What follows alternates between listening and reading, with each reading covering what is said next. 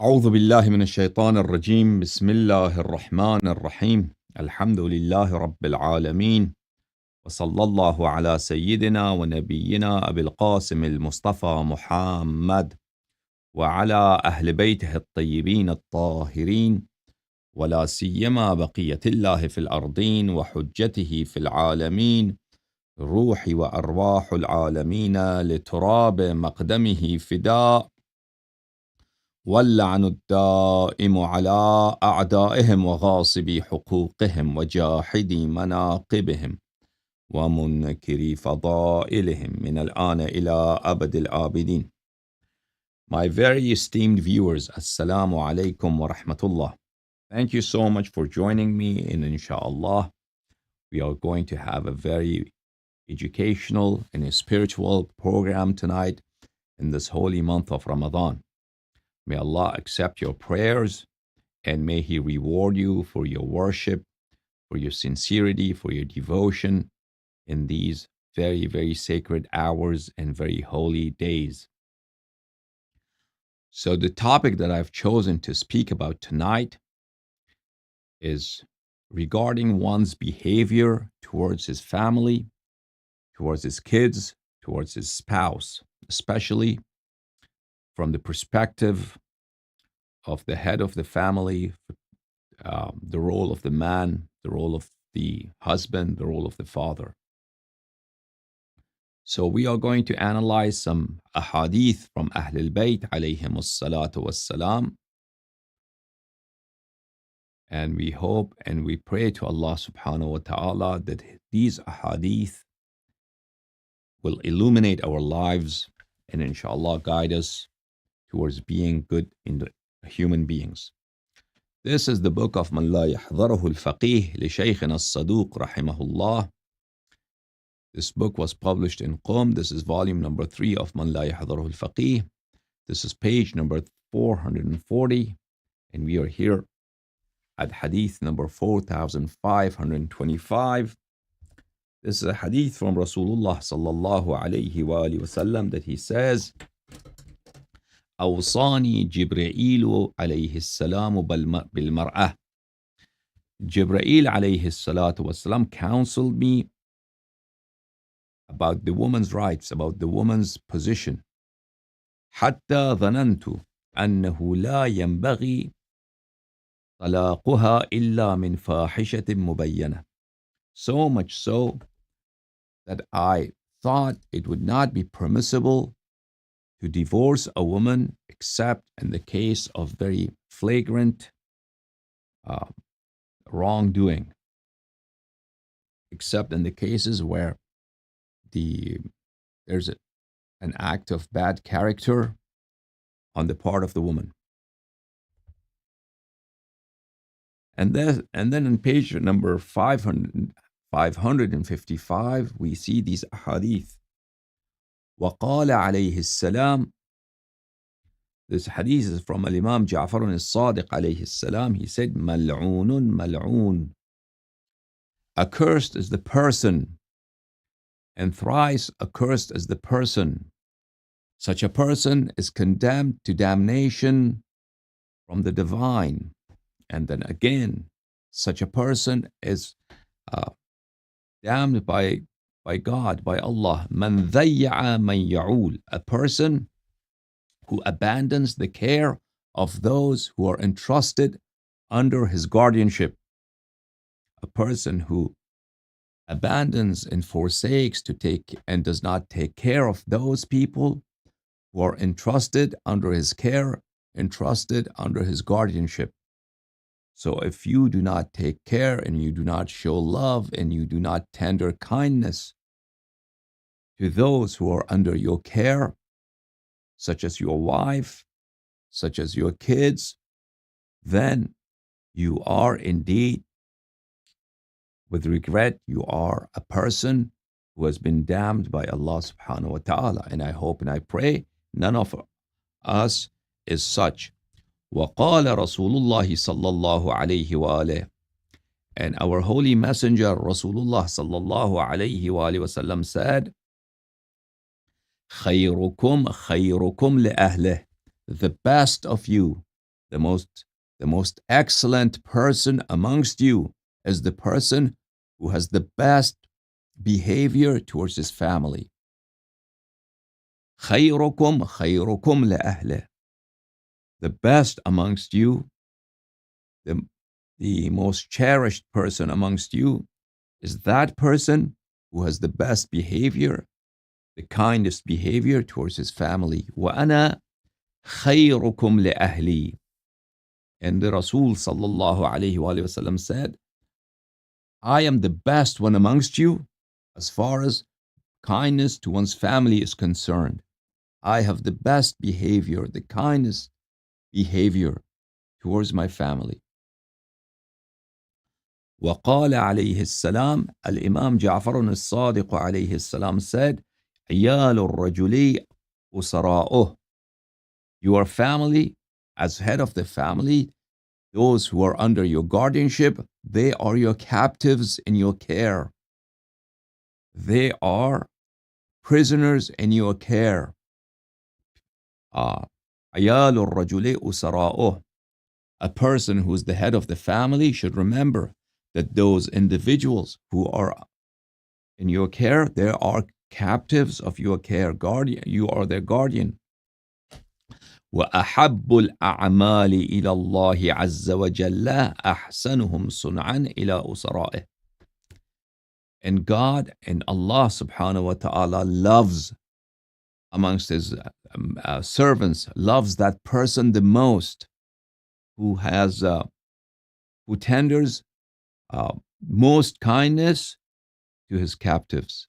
A person who shows most kindness than others, more kindness than others, Allah subhanahu wa ta'ala loves him more than the others.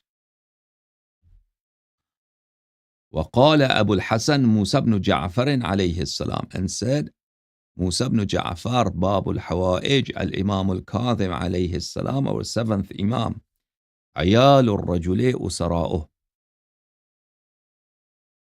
Individuals who are under the care of the head of a family, they are his captives. They are, in a sense, his prisoners. فَمَنْ أَنْعَمَ اللَّهُ عَلَيْهِ نِعْمَةً فَلْيُوَسِّعْ عَلَى أُسَرَائِهِ. So if a person is bestowed by God, by Allah subhanahu wa ta'ala, wealth, good income, a profit in his business, it's incumbent upon him, it's obligatory upon him to make the lives of those who are under his care comfortable, to spend that money, or at least to spend a part of that money, a part of that profit for the leisure, for the comfort, for the luxury of those who are under his care. فَإِنْ لَمْ يَفْعَلْ أَوْشَكَ أَنْ تَزُولَ تِلْكَ النِّعْمَةِ. And if he does not do that, if this person, he makes money, Allah grants him wealth, Allah gives him good income. However, he does not do that. He does not spend money to make the life of his family more comfortable, more enjoyable. So the Imam alayhi salam said, if he doesn't do that, it will be near that he will lose that ni'mah, he will lose that income, that wealth that Allah has granted him. وقال أمير المؤمنين عليه السلام في وصيته لابنه محمد بن حنفية. Amir al-Mu'mineen, the king of the faithful, had a son. His name was Muhammad. His mother's name was Hanafiyyah. She was from the tribe of Hanafiyyah, Bani Hanif. The son of Amir al-Mu'mineen alayhi salam is quite well known in history and is known as Muhammad ibn al-Hanafiyyah. So in his final will, or in his counsels to his son, Amir al-Mu'mineen alayhi salam says, Ya bunayya, my dear son, إذا قويت فقوي على طاعة الله. If you are strong, be strong in obedience to Allah, in kindness, in goodness, in acts of virtue. Your strength should be in acts of virtue. وَإِذَا ضَعُفْتَ فَضْعَفْ عَنْ مَعْصِيَةِ اللَّهِ عَزَّ وَجَلَّ. And if weakness should overtake you, Your weakness should be in acts of disobedience, in acts of sin. وَإِنِ اسْتَطَعْتَ. Now the rest is with regard to one's behavior towards his family. وإن استطعت أن لا تملك المرأة من أمرها ما جاوز نفسها فافعل. If it's possible for you, because this may not be possible for every individual, if it's possible for you that you do not entrust your wife with work more than her own personal affairs, so you do not obligate your wife, you do not require your wife to take care of anybody but herself. If it's possible for you, then do it. So if a person has sufficient income that he can hire someone to take care of the kids, to take care of the house, and just leave the woman to take care of her own personal things, he should do that. But that's not possible for a lot of us. So a lot of us would need, that's the fact of life, that woman should work at home and take care of kids, take care of the house, maybe take care of parents. But if you can, that you should strive for that. So if your wife doesn't have, because of you, doesn't have to work and take care of other members of the family, or take care of business, or take care of agriculture, or take care of relatives, فَإِنَّهُ أَدْوَمُ لِجَمَالِهَا. This is more beneficial for her beauty to endure, for her youth, for her beauty to last a long time. وَأَرْخَى لِبَالِهَا. And this would be better for her to have leisure against stress, to have peace of mind against stress. وَأَحْسَنُ لِحَالِهَا. And this is more beneficial for her life, for her happiness, for her health. فَإِنَّ الْمَرْأَةَ, because الْمَرْأَةَ رَيْحَانَةٌ, because woman is a fragrant blossom, woman is a beautiful flower. وَلَيْسَتْ بِقَهْرَمَانَةٍ. And she is not a muscular overseer. The woman, your wife, any woman, is a flower, and she is not a muscular, a person who could endure hardships and has to take care of many things and has to conduct many sorts of toils in life. فَدَارِهَا عَلَى كُلِّ حَالٍ. So treat her with kindness in every situation, in every occasion, as much as you can.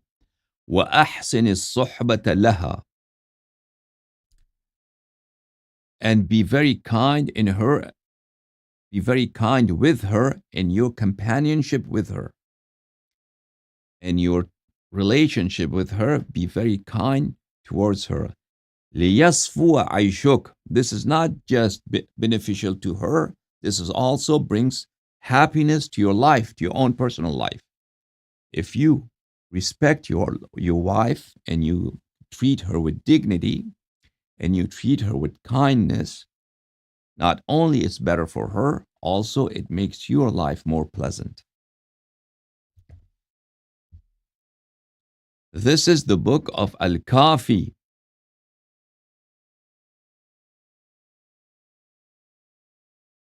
Written by Al-Kulayni rahimahullah, volume number 5, and this book, page number 509, Ikram al-Zawjah. The chapter, the title is, it's an obligation to treat your wife with dignity, with honor. قال رسول الله صلى الله عليه وآله. Our master Al-Imam Muhammad al-Baqir alayhi salam says that Rasulullah sallallahu alayhi wa sallam said, أَيَضْرِبُ أَحَدُكُمُ الْمَرْأَةَ ثُمَّ يَذِلُّ مُعَانِقَهَا. Is it conceivable for a wise person? Is it conceivable for a person of decency, a person of honor, to hit his wife, to beat up his wife? The same person that later on he is going to embrace, that later he is going to hug. So how could that be? So it's a question. أَيَضْرِبُ أَحَدُكُمْ. Do you do this? Is it conceivable that you, as a gentleman, as an honorable man, that you beat your wife, the same person that you later on you're going to embrace and you're going to hug, and you have to live with her, and you have to uh, be with her in the same house and share your life with her? قال رسول الله صلى الله عليه وآله وسلم. Al-Imam Ja'far al-Sadiq alayhi salam says that Rasulullah صلى الله عليه وآله وسلم said, إنما المرأة لعبة من اتخذها فلا يضيعها. Woman is the joy of life, the happiness of life. The wife is the happiness of one's life.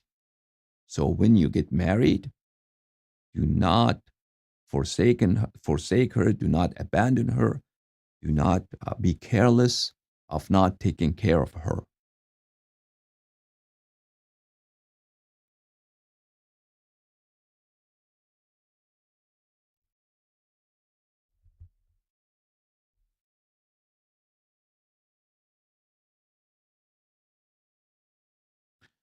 This is the book of Tafsir al-Burhan by Sayyid Hashim al-Bahrani, volume number 4, published in مؤسسة الأعلمي للمطبوعات in Beirut in 2006. Page number 368. This is a hadith by Amir al-Mu'mineen alayhi salam, in which he says, طيب النكاح, طيب النكاح. Honor your marriage and dignify your marriage. Treat your marriage with dignity, with honor. فإن النساء عند الرجال لا يملكن لأنفسهن ضرا ولا نفعا. When a wife comes to the house of the man, when a woman comes to the house of her husband, then she does not really control her life, and it's not she who can benefit herself, who could harm herself, who could do much for herself without the husband's control, without the husband's permission, without the husband's cooperation. وَإِنَّهُنَّ أَمَانَةُ اللَّهِ عِنْدَكُمْ. Your wives are trusts of Allah placed in you. You have been entrusted by Allah, by your wives, to take care of them. فَلَا تُضَارُّهُنَّ وَلَا تَعْضُلُهُنَّ. So do not give her distress. Do not give her distress. Do not give her pain in life. وَلَا تَعْضُلُهُنَّ. And do not burden them with hardship.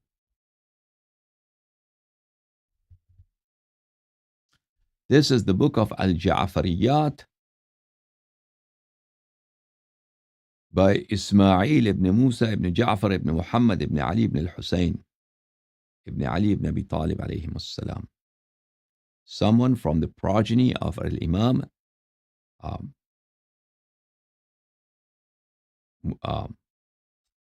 Ja'far al-Sadiq alayhi salam, rather the son of Imam Musa al-Kadhim alayhi salam. Page number 317. This hadith is from Amir al-Mu'mineen alayhi salam, and he narrates from Rasulullah sallallahu alayhi wa alihi wasallam, in which he says, "Man ittakhadha sha'ran falyuhsin ilayh." If you have decided to grow hair, so keep it well. Take care of your hair. وَمَنِ اتَّخَذَ زَوْجَةً فَلْيُكْرِمْهَا. And if you decide to get married and bring a wife in your life, So treat her with dignity, with respect, with honor. Treat your wife with dignity, with respect, and with honor. وَمَنِ اتَّخَذَ نَعْلًا فَلْيَسْتَجِدَّهَا. As far as your shoes are concerned, make sure that you always keep your shoes new by polishing it, by cleaning it. وَمَنِ اتَّخَذَ دَابَّةً فَلْيَسْتَفْرِهَا. As far as your animal that you use for riding or for carrying your goods, such as a mule, such as a horse, such as your camel, always give it time to rest. Give your animals that you use for riding and for transportation, give them enough time to rest. وَمَنِ اتَّخَذَ ثَوْبًا فَلْيُنَظِّفْ. And as far as your dress is concerned, always clean them, always wash them and keep them clean. So the section in this hadith that pertains towards topic tonight, when you get married and you bring your wife to your house and you're going to share your life with her, it's a religious obligation. If you do not comply with this obligation, then you've committed a sin. What is that religious obligation? مَنِ اتَّخَذَ زَوْجَةً فَلْيُكْرِمْهَا. To be kind to your wife, to treat her with honor and dignity. دلائل الإمامة لأبي جعفر محمد بن جرير بن رستم الطبري. Published in Qom and مؤسسة البعثة. Consider this hadith at page 75, hadith number 15. This hadith has been narrated by a chain of narration of ladies from Ahlul Bayt alayhim as-salam. From the daughter of Rasulullah sallallahu alayhi wa alayhi, from Fatima al-Zahra salamullahi alayha, that she narrates this hadith from her father, Rasulullah sallallahu alayhi wa alayhi. Rasulullah sallallahu alayhi wa sallam said, خِيَارُكُمْ أَلْيَنُكُمْ مَنَاكِبًا وَأَكْرَمُهُمْ لِنِسَائِهِمْ. The best ones amongst you are those who are meek, those who are gentle, those who are humble. وَأَكْرَمُهُمْ لِنِسَائِهِمْ. And those who have the kindest treatment towards their wives. Those who أَكْرَمُهُمْ لِنِسَائِهِمْ. Those who treat their wives with utmost dignity, with utmost love, and utmost care. قرب الإسناد لشيخنا الجليل أبي العباس عبد الله بن جعفر الحميري. تحقيق مؤسسة آل البيت عليهم السلام لإحياء التراث. Published at the year 1993 in Beirut. Page number 92.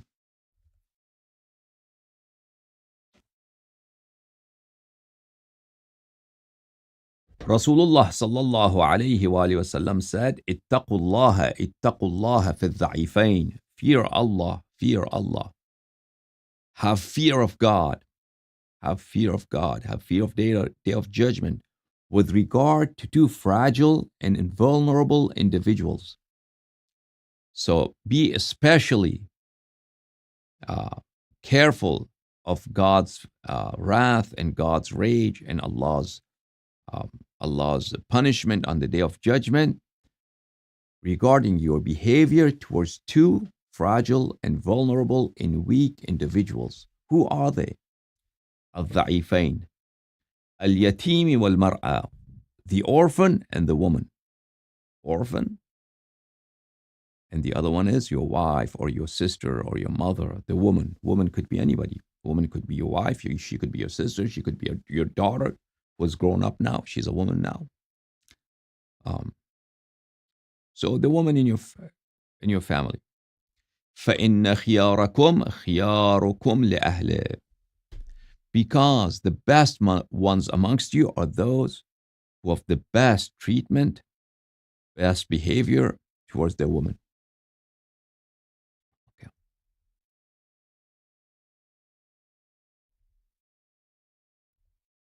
This book is عيون الأخبار الرضا عليه الصلاة والسلام. Narrations about Imam Rida alayhi salam and narrations from Imam Rida alayhi salam. Written by Shaykhuna Saduq rahimahullah. This is volume number 2. Page 38 in volume number 2, hadith 108 and hadith 109. Our master Al-Imam Al-Ridha alayhi salam narrates from Rasulullah sallallahu alayhi wa sallam. Rasulullah sallallahu alayhi wa sallam said, أقربكم مني مجلسا يوم القيامة أحسنكم خلقا وخيركم لأهله. So on the day of judgment, the best seat is the seat of the Nabi sallallahu alayhi wa sallam. The best position, the highest position, the more comfortable, the most dignified position is the position of the Nabi sallallahu alayhi wa sallam, and where he will be and those who will be in his companionship. So the Nabi sallallahu alayhi wa sallam said, I would be utmost pleased with those of you. Those of you would be the closest to me on the day of judgment. Their seats would be the most approximate to me on the day of judgment. They will be the nearest to me on the day of judgment. Who are those people? Who would be nearest to the Prophet sallallahu alayhi wa sallam on the day of judgment? أحسنكم خلقا. Those of you who have the best etiquette, the best ethics, the best behavior, the best comport towards other individuals. وَخَيْرُكُمْ لِأَهْلِهِ. And those of you who have the best behavior in their families. So in the family, your behavior towards your daughter, towards your son, towards your brother, towards your sister, towards your father, towards your wife, towards your aunts and uncles. خَيْرُكُمْ لِأَهْلِهِ. Those of you who have the best behavior and their families and their households. And again, our master Al-Imam Al-Ridha alayhi salam narrates that Rasulullah sallallahu alayhi wa sallam said, أحسن الناس إيمانا أحسنهم خلقا وألطفهم بأهله وأنا ألطفكم بأهلي. Do you know who is ranked at the highest level of Iman? Do you know that person who enjoys being at the top level of Iman, higher than anybody else? He's a person who has the best etiquette in his family. He takes care of his family. He's respectful to the individuals in the family, to his kids, to his father, to his mother, to his wife, to his brothers, to his sisters, to his uncles, to his aunts. He's always caring, always loving. وَأَلْتَفُهُمْ بِأَهْلِ. And he has them, and he shows great care, great love. He has a tender heart at home towards his household. That person who he has the highest level in Islam, highest level in Iman. His faith is most impeccable. His faith is at the highest level than the rest of the people, who has the best behavior at home in his household towards his family members. And Rasul sallallahu alayhi wa sallam said, وَأَنَا أَلْتَفُكُمْ بِأَهْلِ.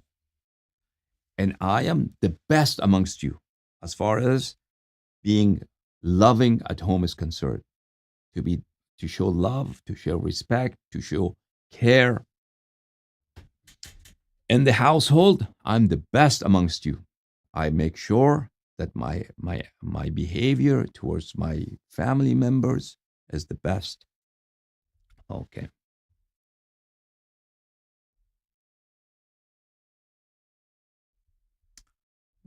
This is Al-Furu'u min al-Kafi lil-Kulayni rahimahullah.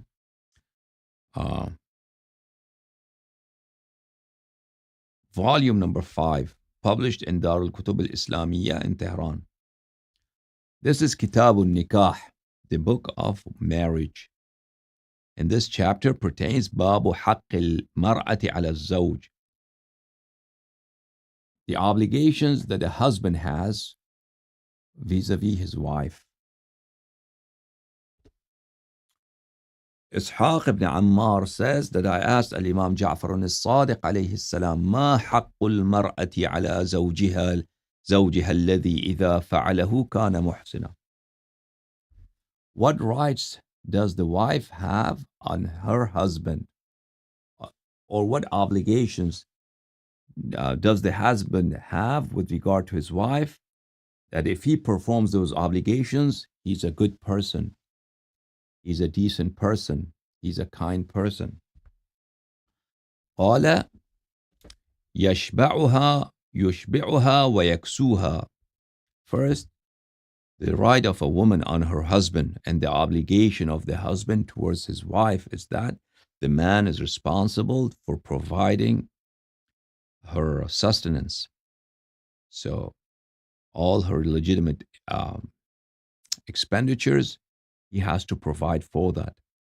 If it's food, if it's rent, if it's bills, um, clothing, all legitimate uh, expenditures of of her living expenses, the husband has to provide. That's one right the husband has. The wife has over her husband. وَإِن جَهِلَتْ غَفَرَ لَهَا.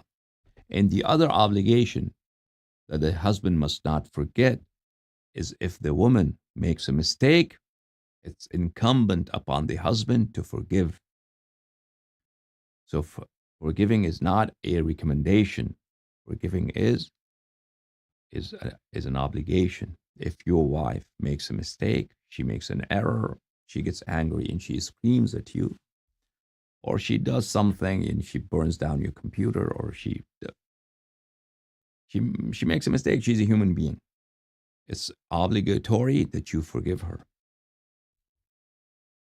الإمام جعفر الصادق عليه السلام said كانت امرأة عند أبي تؤذيه فيغفر لها.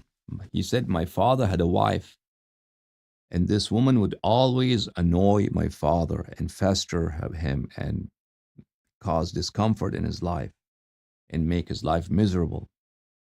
My stepmother always made the life of my father miserable, but my father always forgave her, always showed kindness to her. So my father did not reciprocate her bad behavior with harshness, with harsh words. It always forgave her. Uh, a woman asked the Nabi sallallahu alayhi wa sallam, what is the right of a woman over her husband? What's the obligation of the husband towards his wife? Nabi sallallahu alayhi wa sallam said, يَكْسُوهَا مِنَ الْعِرَاءِ وَيُطْعِمُهَا مِنَ الْجُوءِ. So to provide for her needs, that's the first obligation of the husband. To bring home food and money and take care of the family's bills and expenditures. Okay, and second, وَإِنْ أَذْنَبَتْ غَفَرَ لَهَا. And if the woman makes a mistake, he has to forgive her.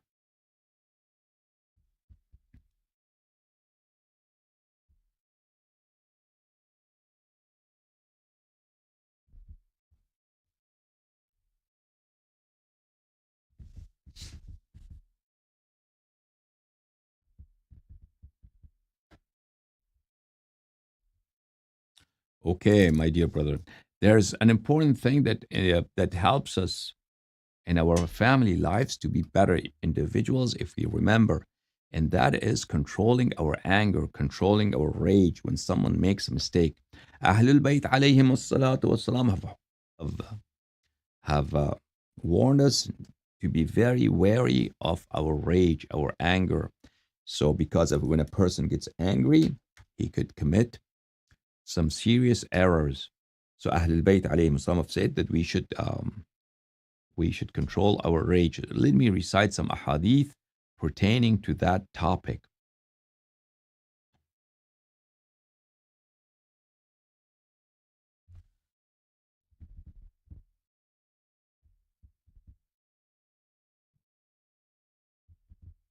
This is the book of Al-Kafi, volume number 2, published in Maktabat al-Saduq in Tehran. This is page number 302, Bab al-Ghadab, Kitab al-Iman wal-Kufr, the chapter that pertains to the topic of rage. The first hadith from Rasulullah sallallahu alayhi wa sallam, al-ghadabu yufsidu al-imana kama yufsidu al-khillu al-asal. Okay, so if you have honey in the kitchen, if you have honey at home, you use your honey to sweeten your tea, to sweeten your drink, or to use it as a spread over your toast. So that's the use of honey. However, if you mix honey with vinegar, what happens? Then that honey could not be used for these purposes because its taste is totally gone bad. That's a useless honey. that somebody mixed honey with vinegar. So Rasulullah sallallahu alaihi wasallam said that just as vinegar destroys honey and renders it useless, likewise, anger and rage destroy faith and render faith useless. Muyassar says that we were in the company of Imam Muhammad al-Baqir alayhi salatu wassalam.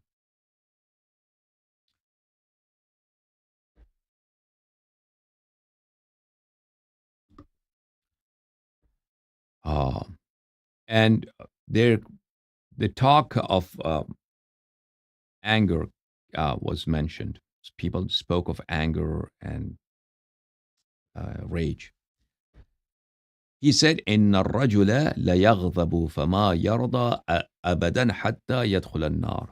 Imam alayhi salam said that if you do not control your rage, it's possible that you would become angry, and before you know it, before your anger has calmed down, you have become worthy of entering hell.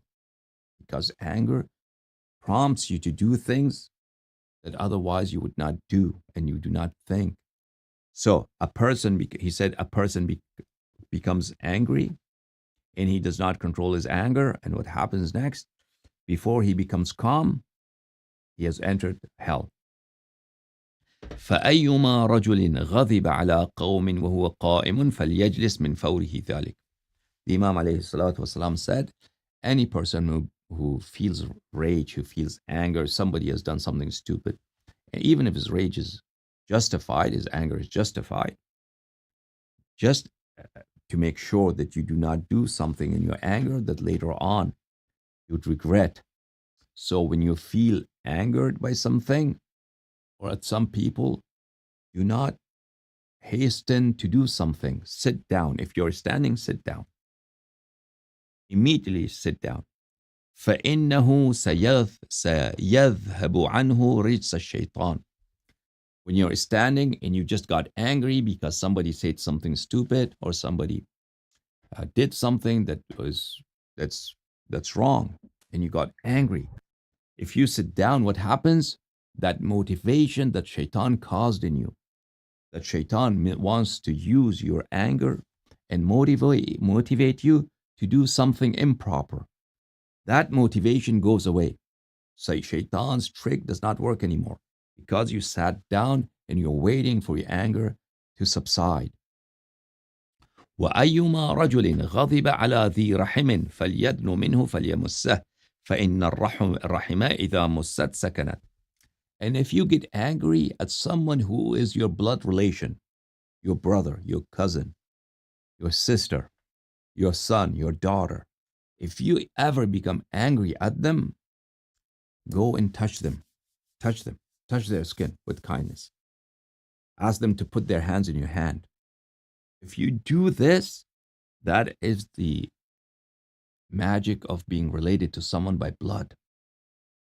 Then your rage subsides, your rage calms down. It helps your rage to calm down. When you touch whom? You touch somebody from your family if you're mad at him, if you're angry at him. Our master, Al-Imam Abu Abdullah Ja'far al-Sadiq alayhi salam said, Al-ghadabu miftahu kulli shar. Ghadab, anger, rage, is the key to every evil. Every evil.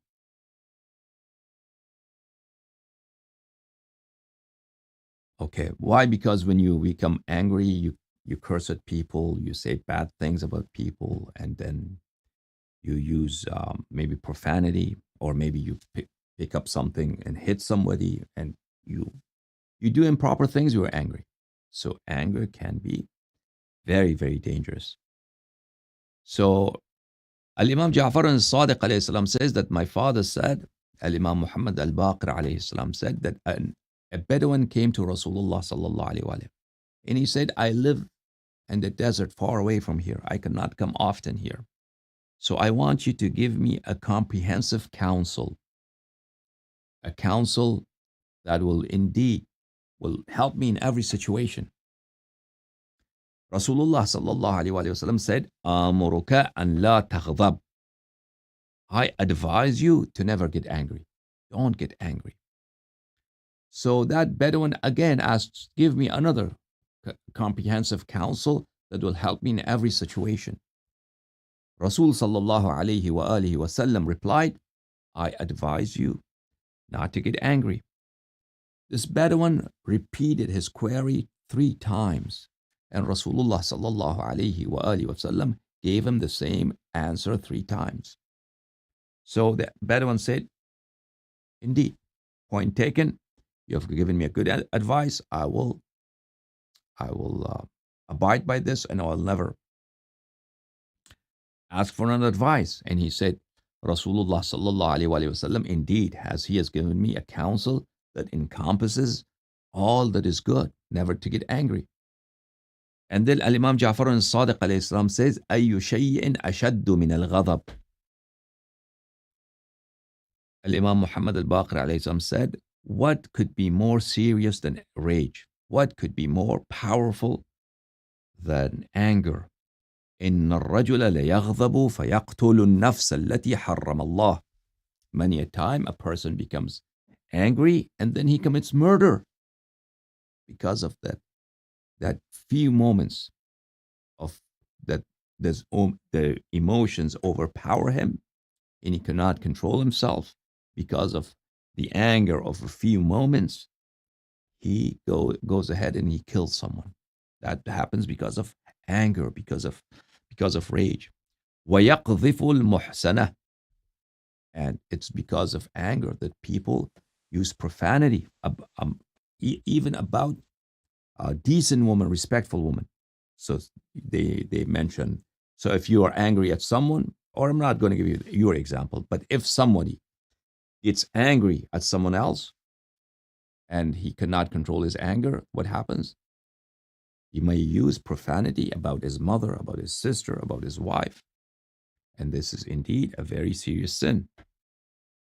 And there's another occasion that somebody came to Rasulullah sallallahu alaihi wasallam. Al-Imam Ja'far al-Sadiq alayhi salam narrated this hadith. That somebody came to Rasulullah sallallahu alaihi wasallam and said, he lived in the tribes in the desert. Ya Rasulullah, give me an advice, counsel me, give me a good instruction that will help me in every situation.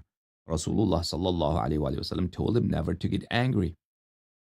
So this person again asked, please give me an advice, a counsel. Rasulullah sallallahu alaihi wasallam said, never get angry. He asked the question 3 times, and Rasulullah sallallahu alaihi wasallam gave him the same answer 3 times. So this person got the point and said, Ya Rasulullah, indeed, I'll do my best never to get angry. So he came back to his tribe.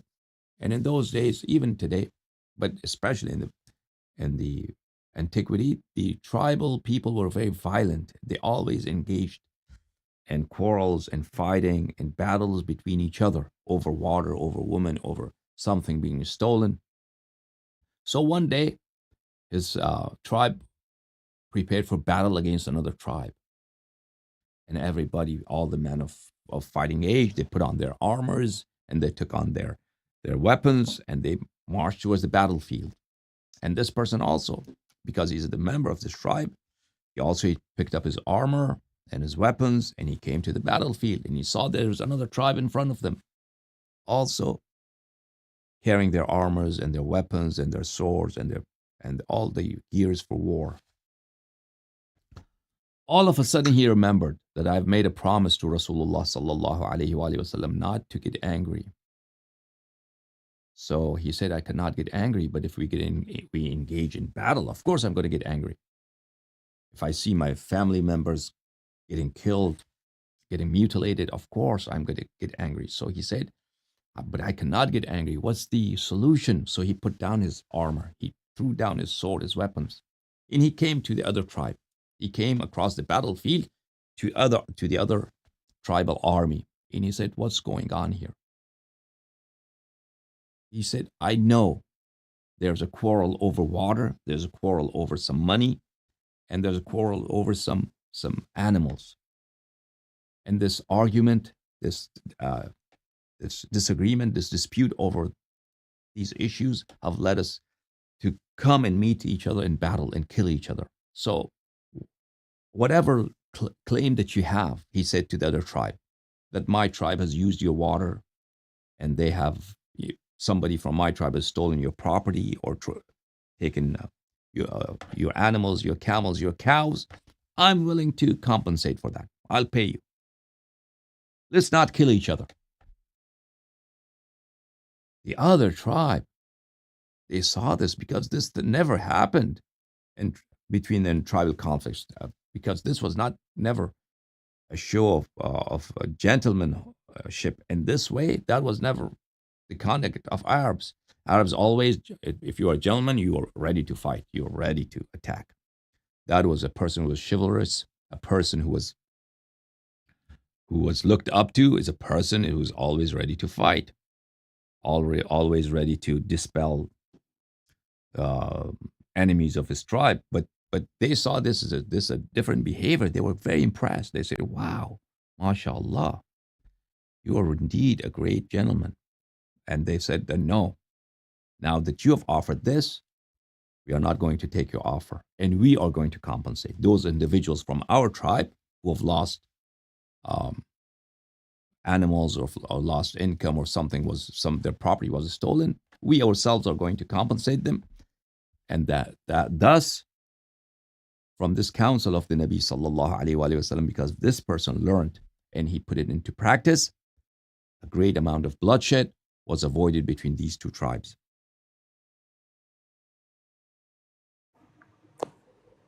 Assalamu alaikum. Okay, brother. Please make mute everybody on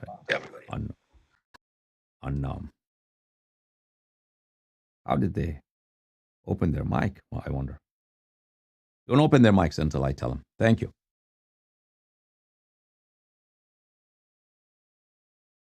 Okay. Let me read a couple more hadith, and then inshallah I'll open your mics and you can talk to me, okay? And also, anyone who wants to come and speak with me via Zoom, I can take you via Zoom on, if you're watching me on YouTube, there is a link, Zoom link, in the description of the video. You can click that and it will bring you to my Zoom room. And then inshallah in my Zoom room, I can take your call, video call, and you can chat with me here, okay? And everybody will see you. Let me read one more hadith. Al-Imam Ja'far al-Sadiq alayhi salam said, "Man kaffa ghadabahu satarallahu awratah."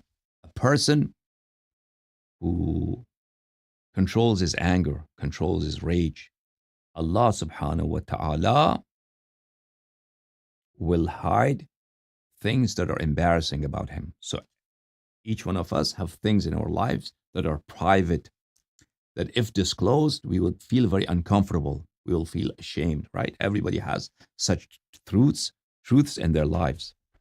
So if you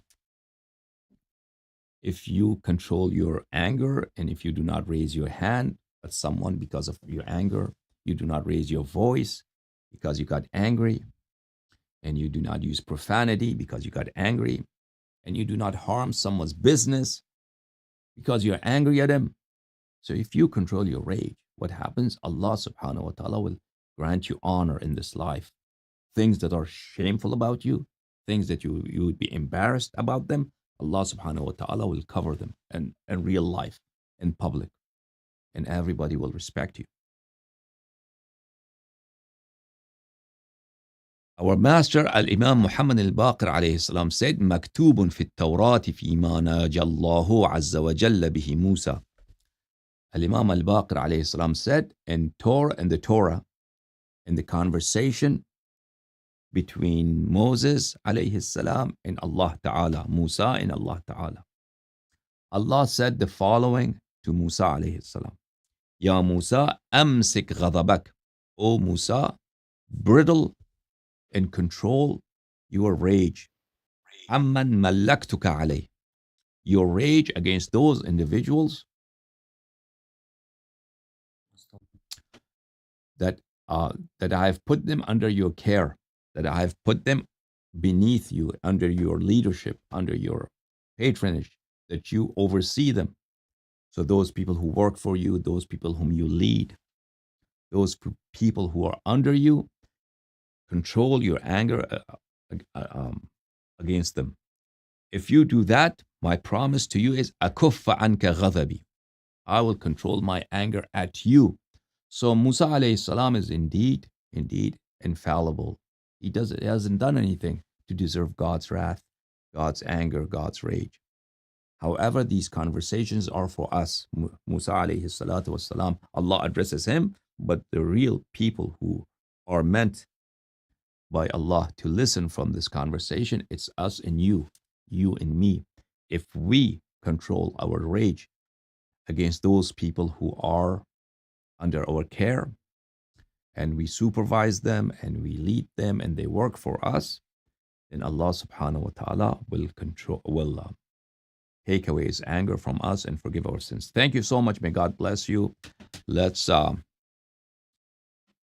see, who do we have on Zoom? And then after Zoom, I'll look at, okay, I don't know who's in Zoom because their cameras are off. Anybody who wants to, in Zoom, who wants to talk, open your cameras and raise your hand. Okay, I'll go to TikTok. Okay, who's the caller on TikTok? Bismillah. Brother Abu Zar, how you doing? Good evening, sir. Good evening. Assalamu Assalamu alaikum. sir. Thank you, brother. May Allah We bless have Rafizi. you. Rafizi, go ahead, brother. Brother Rafizi, open your mic. Brother Zabi from Australia, open your mic. Assalamu alaikum wa rahmatullahi wa barakatuh. Alaykum assalam wa rahmatullahi ta'ala wa barakatuh. And thank you very much, Abu Zar Ghafari, to let me ask my questions.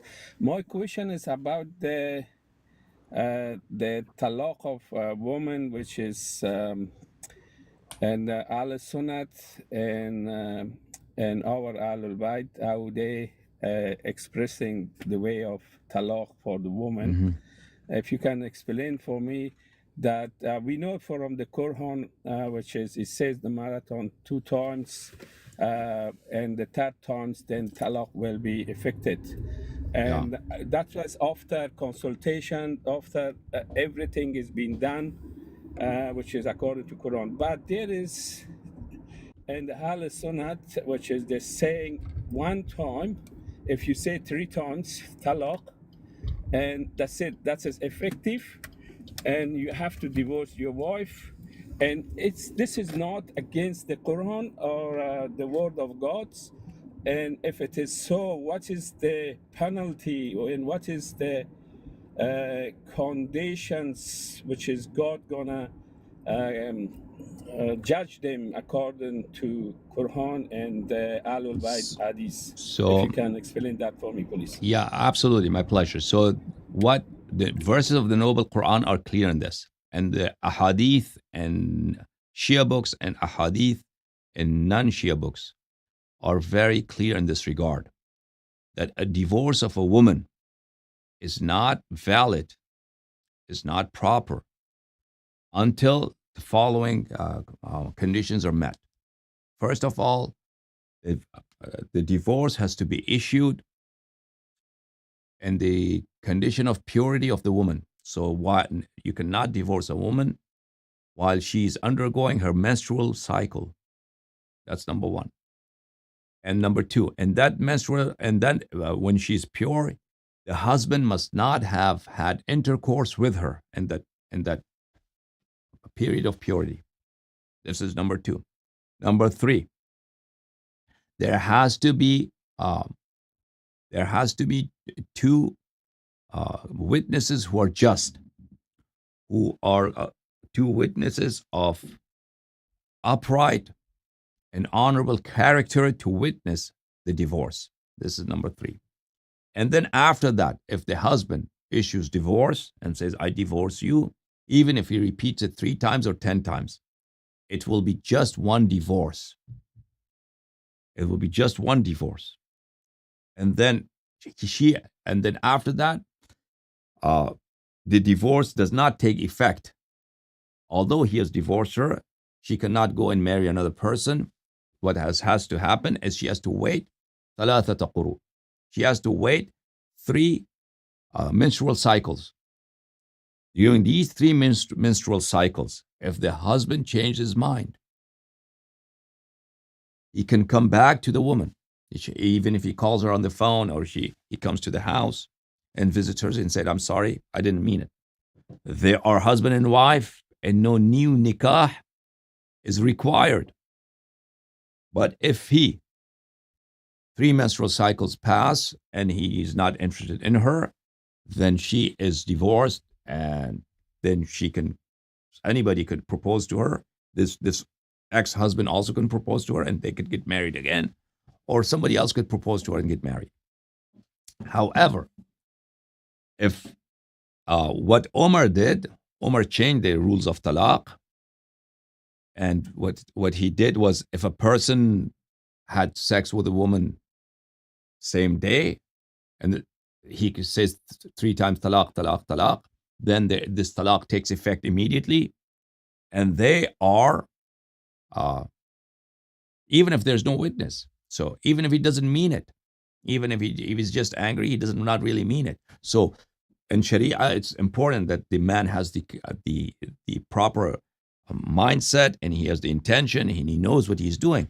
But if he's just under rage, he says talaq, talaq, talaq. Omar said it's proper, and then what happens is immediately she's divorced, and she is not his wife, and he cannot return to her until she goes marries another man, and that man has intercourse with her and gives her talaq, and which is called halala. So that is the difference. And now this is a rather wide subject, but a hadith in both denominations, Shia and non-Shia, are clear, and verses of the Noble Quran are very clear that what Omar legalized and put into effect, that is total bid'ah against Quran, against the Sunnah of the Nabi sallallahu alayhi wa sallam. Such a talaq, if a man had intercourse with his wife in the same period of purity, or if he is overwhelmed by emotions because the woman said something, or because he's angry for some reason, somebody beat him up outside in the job and he's mad, for any reason, he said these words, talaq, talaq, talaq, and he did not really think about him. Or if he thought about him, but there are no 2 honorable witnesses, talaq does not take effect. So that is the difference between Shia and Omari sect on the question of talaq. Talaq is very difficult. And Shia Islam, and in proper Islam, and in the Sunnah of Rasulullah sallallahu alaihi wasallam, talaq is indeed very easy, and households are destroyed constantly. Women's lives are destroyed constantly because of this, something Omar initiated about talaq. Yeah, who is with me? Next caller or same caller, please? Same caller. Are you done, Zabi? No, thank you very much. I'm listening. If I do have another question, I will come. I'll let the other people to talk. Sure. Thank you so much, Brother Zabi. Brother Rafizi, open your mic. Assalamu alaikum. Alayka assalam wa rahmatullah. How you doing, brother? I'm good, brother. I've seen your videos a lot on YouTube, and I was inspired to do what you do. Okay. I'm currently studying the teachings of the Ahlul Bayt alayhi salam. Okay. Trying to educate myself more with their teachings. Good idea. Yeah, but there's some stuff that I'm still trying to learn because I don't fully understand Sure. their ways that they teach. Yeah, and inshallah I can learn more. Good, inshallah. I hope and pray for your success. May God bless you, and may He give you knowledge and the ability to serve Ahlul Bayt alayhim assalam. Thank you very much. But I do want to ask one question. I was on your live a few days ago, and by the way, I'm a Hazara, but I heard you say that Hazaras are the N-word. I was wondering why that's your opinion, because I'm a Hazara myself. So what I meant is that Hazaras are discriminated against in Iran. Yeah. Yeah. So you don't have anything against them? Why would I? Why would I? Okay, sorry. I was saying that as a gotta. matter of, I'm something that I commiserate with Hazaras. I myself as a Hazara have empathy for them. I So because they're misunderstood that. discriminated everywhere, and in their homeland, Afghanistan, and then in Iran, they are in various countries. They are discriminated against, and because of their race, because of their faith and religion, and for centuries have been done so. So their background, their shared experience is historical shared experience resembles very much from with other racial minorities in the world who have been discriminated against. Yeah. No, I understand that. Yeah. No, Okay. I thought you meant something else. That's why I was a bit confused. Yeah. Because Oh, you have to watch the whole thing. You have to watch the whole thing. Yeah. There's a clip going around out of context, and Yeah. if you can clarify that, please. Yeah. So I just clarified that, but I think it's clear now what I said. That I cannot even imagine disrespecting the Hazaras. Okay. Why would I? I've never done that in my life. My parents are Hazara. I don't want to be called a nigger, you know. So it's just, yeah. Well, All good, though. but you are treated worse than African Americans are treated in the South in the U.S. You're treated worse than them in Iran and in Afghanistan as well. Yeah. Well, thank you for the clarification. Okay. You take care. You too. Brother Commander, open your mic, please. Commando. Assalamu alaikum, sir. Alaikum salam, brother. How you doing? Commando. Yeah, sure. Thank you very much, sir. My English is not too good, but I have problem. very small questions, sir. Sure. I am Uzbek from Jevizan, Afghanistan. Yeah. Jevizan, Afghanistan. Yes, brother. I am Ahl Sunnah. Okay. But I have very small questions, sir. Sure. Why Ahl Shia don't pray Tarawih? So we don't pray Tarawih because Rasulullah sallallahu alayhi wa sallam never prayed Tarawih. And it's a bid'ah. It's an act of innovation. And Ahlul Bayt alayhim as-salatu was-salam, Imam Ali alayhi salam, many Imams from Ahlul Bayt alayhim as-salam, they have warned the Shias against Tarawih. And they've said this is innovation, this is bid'ah. In the month of Ramadan, we have many prayers that are not obligatory, that are recommended, none of which are performed by jama'ah. These are performed individually. So to perform nobody can come up with a prayer on his own volition to make it up and add it to Islam. And that's exactly what happened at the time of Umar. So the ahadith of Bukhari and the rest are very, very clear on this subject, that Rasul sallallahu alayhi wa sallam never prayed Tarawih. And Sahaba tried to pray Tarawih in his lifetime, and he expelled them from the masjid. He kicked them out from the masjid. There are several ahadith to this effect in Bukhari. And last week I had a big munadhara debate on the question of Tarawih with someone, with a non-Shia scholar from Pakistan. Yes, brother. Okay, thank you very much, sir. You're so welcome. You're so welcome. Thank you, brother. Thank you very much, sir. Who's the next caller? Sure. 83, I can see only half of the name. 83, brother, open your mic. Assalamu alaikum. Alaikum salam, brother. How you doing? Alhamdulillah. Quick question for you. Sure. There's a video of this one ziyara going around where people are saying, Assalamu alayka, ya Mawla, ya Hassan, Nasrallah. Your thoughts on that and a hadith to provide a refutation against this? So I do not share the ideology of Hassan Nasrallah. It's quite clear to me that Wilayat al-Faqih is kufr. And to take arms in the absence of the Holy Imam alayhi salam until he comes without his command is an act of innovation and haram and defiance to the position of Ahlul Bayt alayhim salam, as you can imagine. So in every aspect of Hassan Nasrullah's life, in his ideology, in his political activities, in his militaristic activities. I'm against them totally. So to me, what he did was a tragedy for the people of Lebanon, and what he did was wrong against the teachings of Ahlul Bayt alayhim salam. And he's nobody's Mawla. He's a person who has been killed, and now he has to answer for his actions before Allah subhanahu wa ta'ala. Would you say that it's a fair thing that by doing this, they're raising this person to the status of an Aimma or somebody who is infallible? I don't know. No, you can address anybody after death and call him Assalamu alaikum ya fulan. That's fine, but it doesn't make him an imam. You can go to anybody's grave and tell him Assalamu alaikum so and so, and these people hear you. However, to call him your Mawla, that's wrong. He's not anybody's Mawla. Our Mawali, our masters are Ahlul Bayt alayhim salam.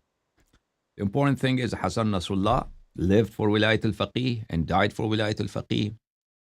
And that goes against teachings of Ahlul Bayt alayhim salatu wassalam. And it's not only a matter of ijtihad or opinion. This is clear fact. If you read a hadith of Ahlul Bayt alayhim salam, Wilayat al-Faqih is clear kufr and shirk. Thank you. God bless you. May Allah bless you. Allah keep you well. Okay. We have another caller. 313. 313. Janab. Yeah. Who is there? जी 313. अंग्रेजी में बात करूं या उर्दू में बात कर सकते हैं?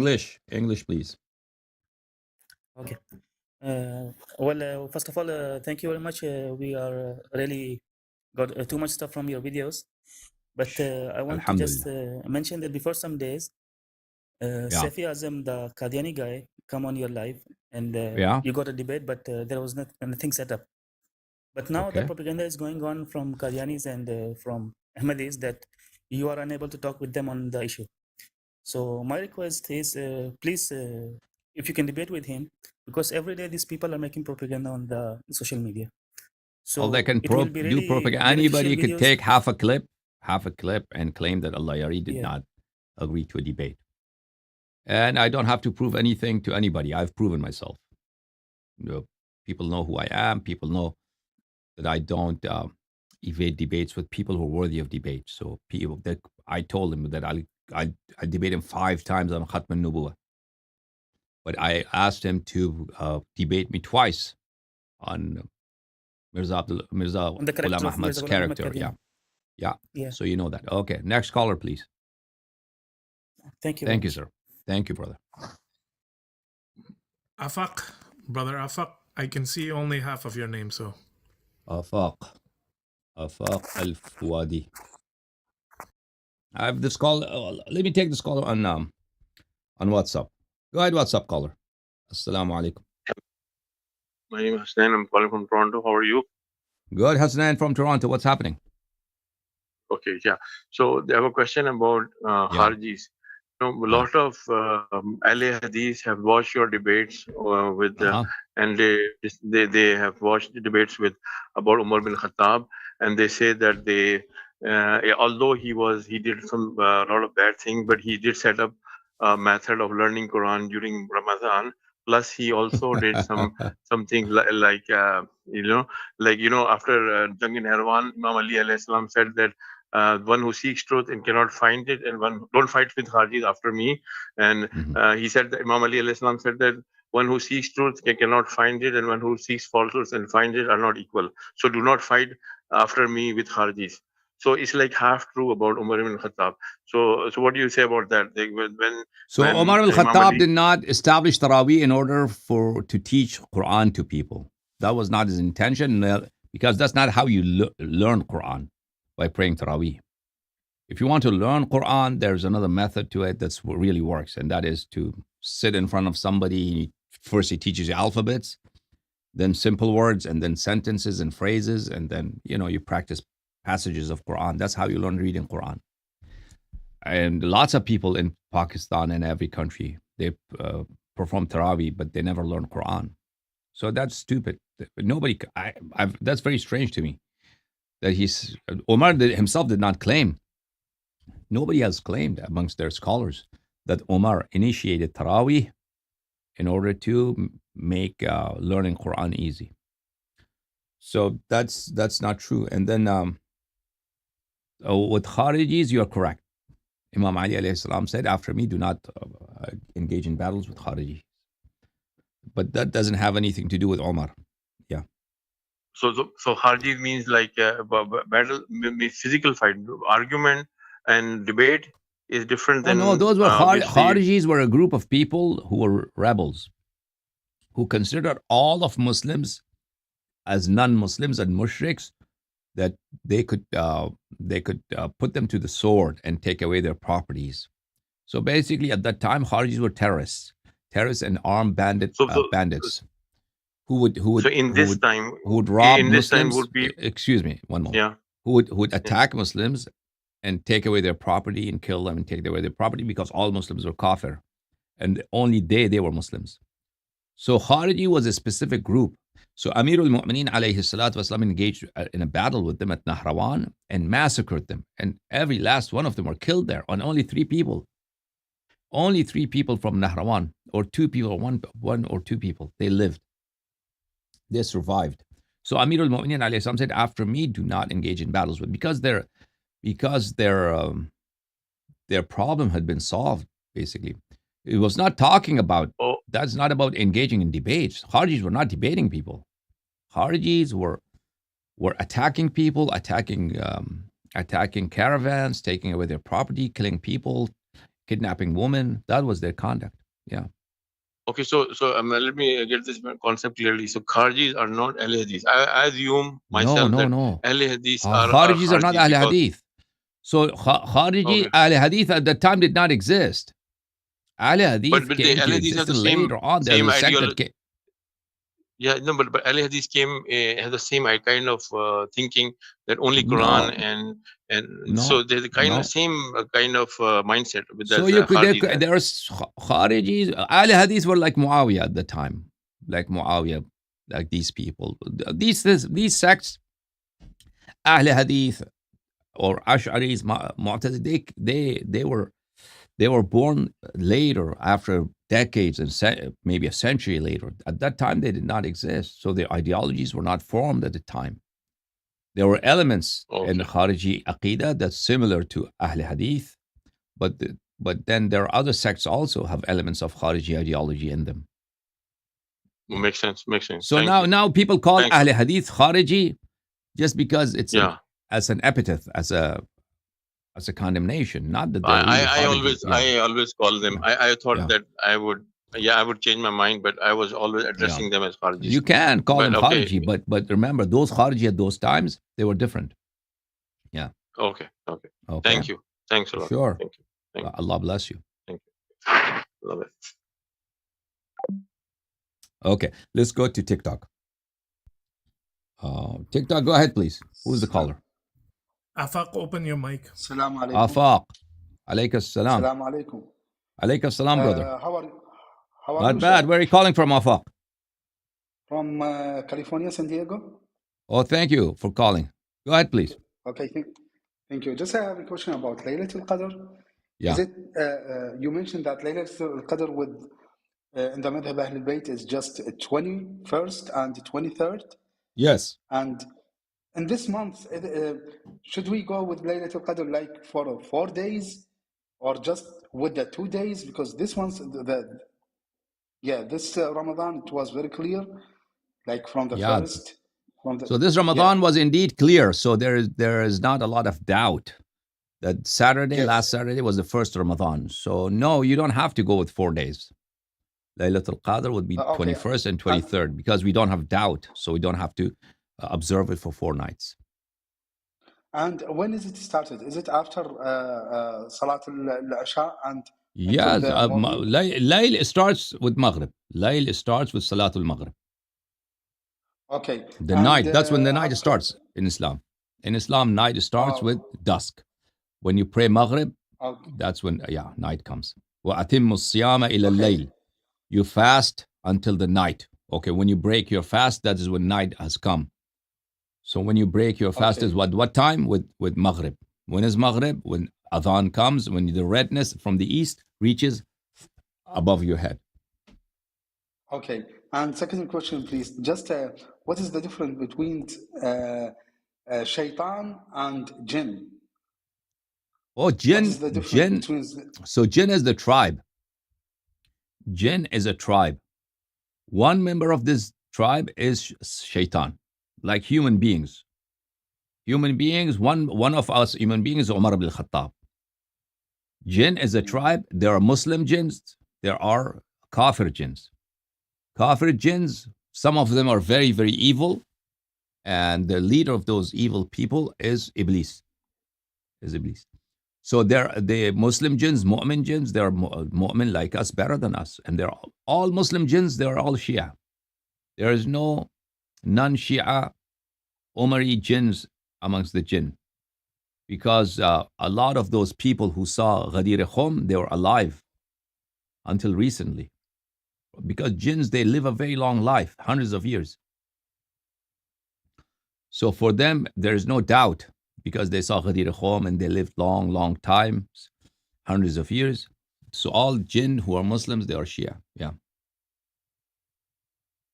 Okay, another question about there is some dua in some du'as that Sahib al-Zaman learned, and to some people, is this dua like true from Sahib al-Zaman, or there is doubt about just they claim that Sahib al-Zaman? So there are many dua from Sahib al-Zaman alayhi salatu wassalam, like dua al-Nudba in our books.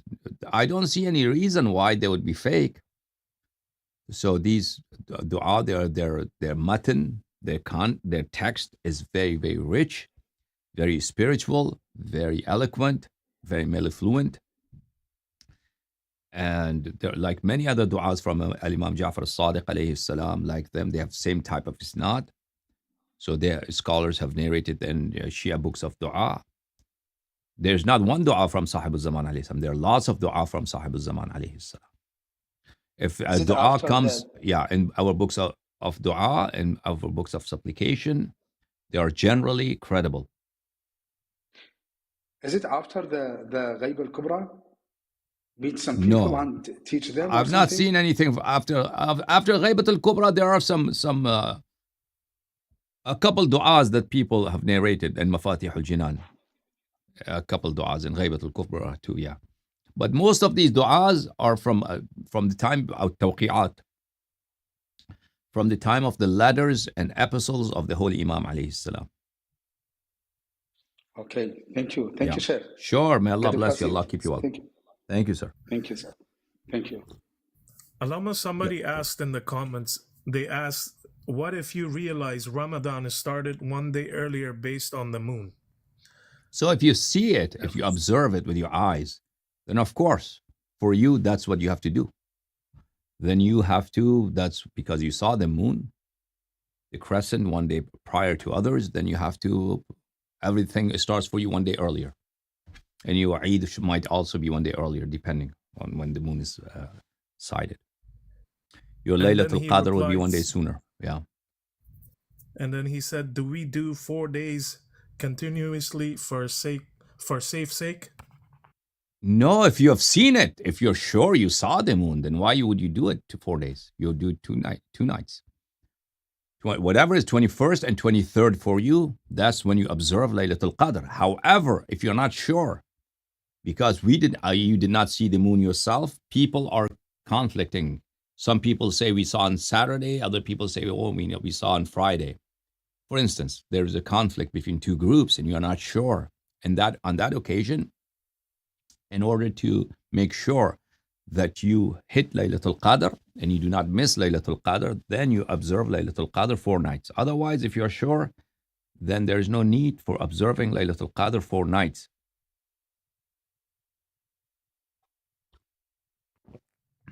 Okay, do you have another caller? Yes, sir. Sayyid, open your mic, brother.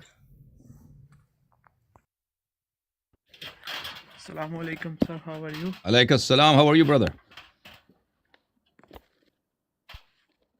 I'm good, sir.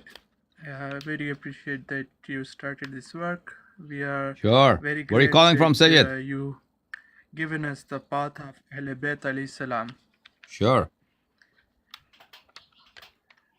My Because pleasure. I was from the Umaris madhab, now I seen too much racism against Shia, and then I started following you. Then I learned the path of Ahl Bayt alayhi salam. Sure. So I have a few questions. Yeah. I seen one video in that the Mujtahid Shirazi is cursing Khamenei. So they both are against each other, and other than So that Shirazi, that Shirazi who curses Khamenei and swears at Khamenei, that's not the same Shirazi who's in Qom. This is his younger brother who lives in London, Mujtaba Shirazi. The one who's in Qom, he cannot curse Khamenei because then he'll be in trouble. Yeah. Yeah, and the other thing that I seen too many of Sistani, they say that Khamenei is not real Mujtahid or real Alim. Sistani has not said that. Sistani, maybe he thinks so. No. But he has never said that publicly, he has never been quoted to have said that also privately either. Yeah. Sistani's relationship with Khamenei is a mystery. That is he doing taqiyya or he really likes Khamenei? We don't know. Yes, sir. From what we have seen, of people who have met Sistani, it seems like that he likes Khamenei and he says that I pray for him, and in his private meetings he says words like this about Khamenei. But that could be taqiyya too in private. I don't know. Who knows? And sir, I have another question that I seen that there are some narrators of Quran al-Hakim that are Shias and were the students of Imam Jafar al-Sadiq alayhi salam, and Bukhari and Muslim. They were saying in their hadith book that they are Zahif and we don't take their hadiths, and now for the Quran they trust and took from him. Yeah. From them. So Hafs narrating from Asim, these are in hadith. They are weak narrators of hadith. But when it comes to Quran, they take their narration of Quran. So that's strange, yeah. Okay, thank you so much, Sayyid. You take care. Thank you, sir. Thank you. Okay, brother. Let me take this caller from WhatsApp. Okay, one moment, please. WhatsApp caller, go ahead. Assalamu alaikum, Sheikh. Alaikum salam, brother. Where are you calling from? This is Ali. I'm calling from Pakistan, Karachi. Thank you for calling, Ali. What's happening? All good. It's a great program. I would just like to touch upon, maybe this slightly might just drift away from the topic, but sure. These are two scholars that some of our Shias really subscribe to. I would like you to touch upon them. One is Murtaza Mutahiri, and other is, of course, he was the socialist leader, Dr. Ali Shariati.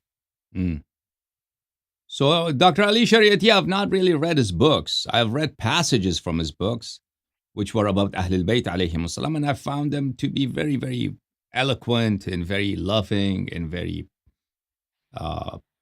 sincere towards Ahlul Bayt alayhim salam, and in expressing his love, and his words are very, very eloquent about Fatima al-Zahra salamullah alayha. That showed that this person loves Ahlul Bayt alayhim salam. However, in other places, then he has written a book of history of Islam, which is a copy of Tariq ibn Kathir, Sirah of Ibn Kathir, which is really not pro-Shia, rather an Omari version of history of Islam. He has written, but he was never Islamic scholar, Ali Shariati. His father was a religious researcher, but he himself studied in Sorbonne in France. And I think he studies sociology. He's a sociologist. He got his PhD in sociology. And then, but we should not expect Ali Shariati not to have made mistakes in his speeches, serious mistakes and errors, because he was never an alim. never a scholar. Even at that time, the scholars of his era, they were not very learned with regard to Shia Islam and history of Ahlul Bayt alayhim, because they were mostly mujtahid, and mujtahids focus on fiqh and usul, and these are not really, they do not really represent an in-depth understanding of Ahlul Bayt alayhim salam, because as you might know, and I've explained time and again, usul and fiqh, they're alien, and they are newcomers to Shia madhab, and Ahlul Bayt alayhim salatu wasalam, or their path is very different from fiqh and usul. This is with regard to Ali Shari'ati. And then Murtada Mutahari, he was a student of Khomeini and a student of Muhammad Hussein Tabatabai, and he was a philosopher. And he did not have much acquaintance with madhab of Ahlul Bayt alayhim salam, as established by Imam Ja'far al-Sadiq alayhi salam. He had a good understanding of what Greek philosophers believed in, and what Ibn Sina believed in, and what Mullah Sadra believed in. So if what is taught as philosophy, as the science of philosophy, as the discipline of philosophy, and the seminary in Qom and seminary in Najaf, those are Greek ideologies, Greek intellectual sciences, and they have nothing to do with Shia madhab. And this person really excelled in that. He was very, very talented, and he's devoted many years of his life in this.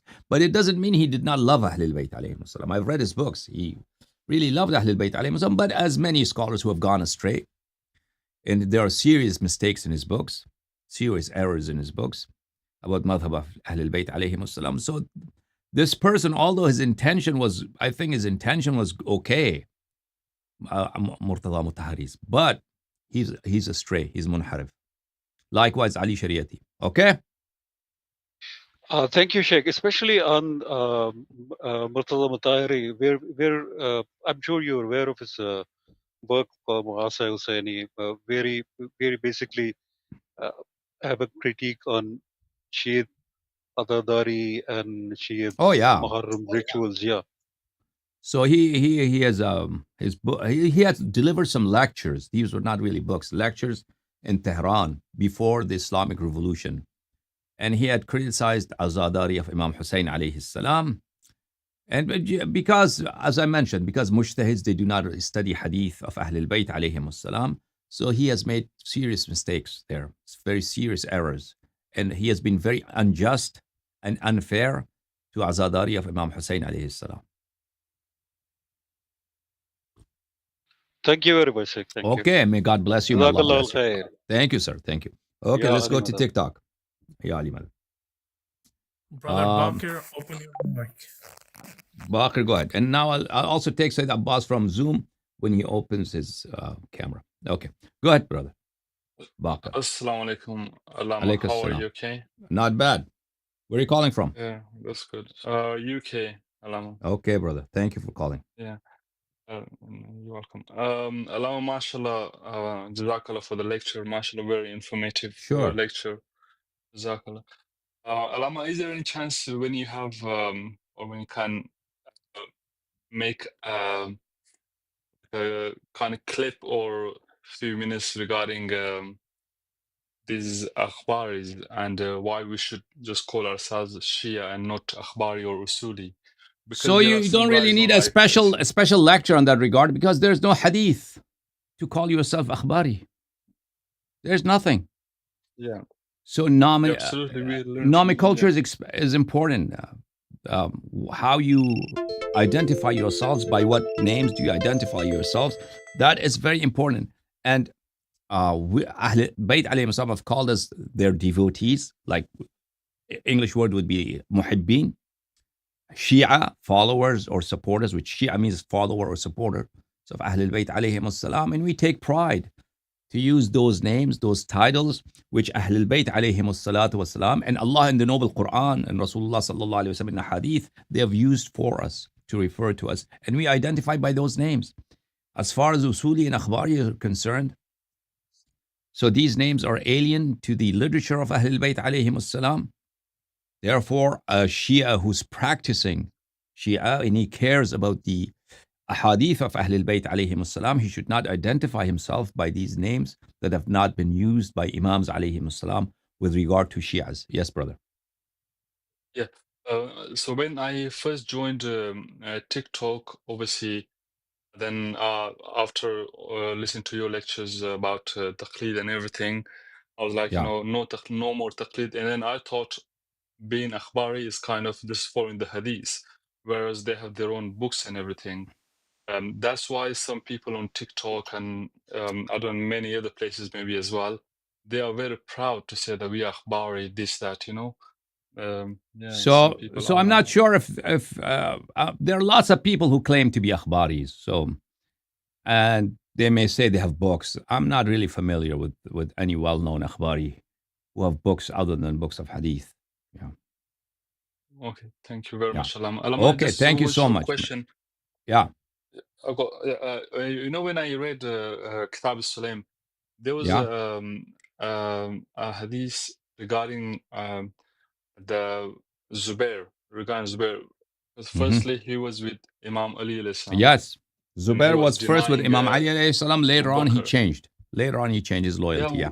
What happened like 180 degrees, like in Jamal, he wanted to fight against Imam Ali. Do you know what happened? Like? Because he expected Imam Ali alayhi salatu wasalam to appoint him as a governor, give him a high position, whereby he could become a ruler and gather money and collect money and become rich. And that would have been very unfair expectation from Imam Ali alayhi salam, that he would entrust governorship of an area to a person who wants to go there and become wealthy. So once Imam Ali alayhi salam became Khalifa, and he did not appoint Zubair anywhere, so he left Imam Ali alayhi salam. Because he loved Imam Ali alayhi salam. Yeah, he loved Imam Ali alayhi salam for the dunya. In order to, because he was his cousin. For this blood relationship, he expected some sort of advantage, political advantage. Okay? My pleasure and honor is speaking to you, Lama. Thank you so much, sir. God bless you. Thank you. Let me take this call from WhatsApp. WhatsApp, go ahead. Assalamu alaikum. WhatsApp, Haidari. Okay, he is disconnected. TikTok, go ahead. Who's the next caller? Brother Yasin, open your mic.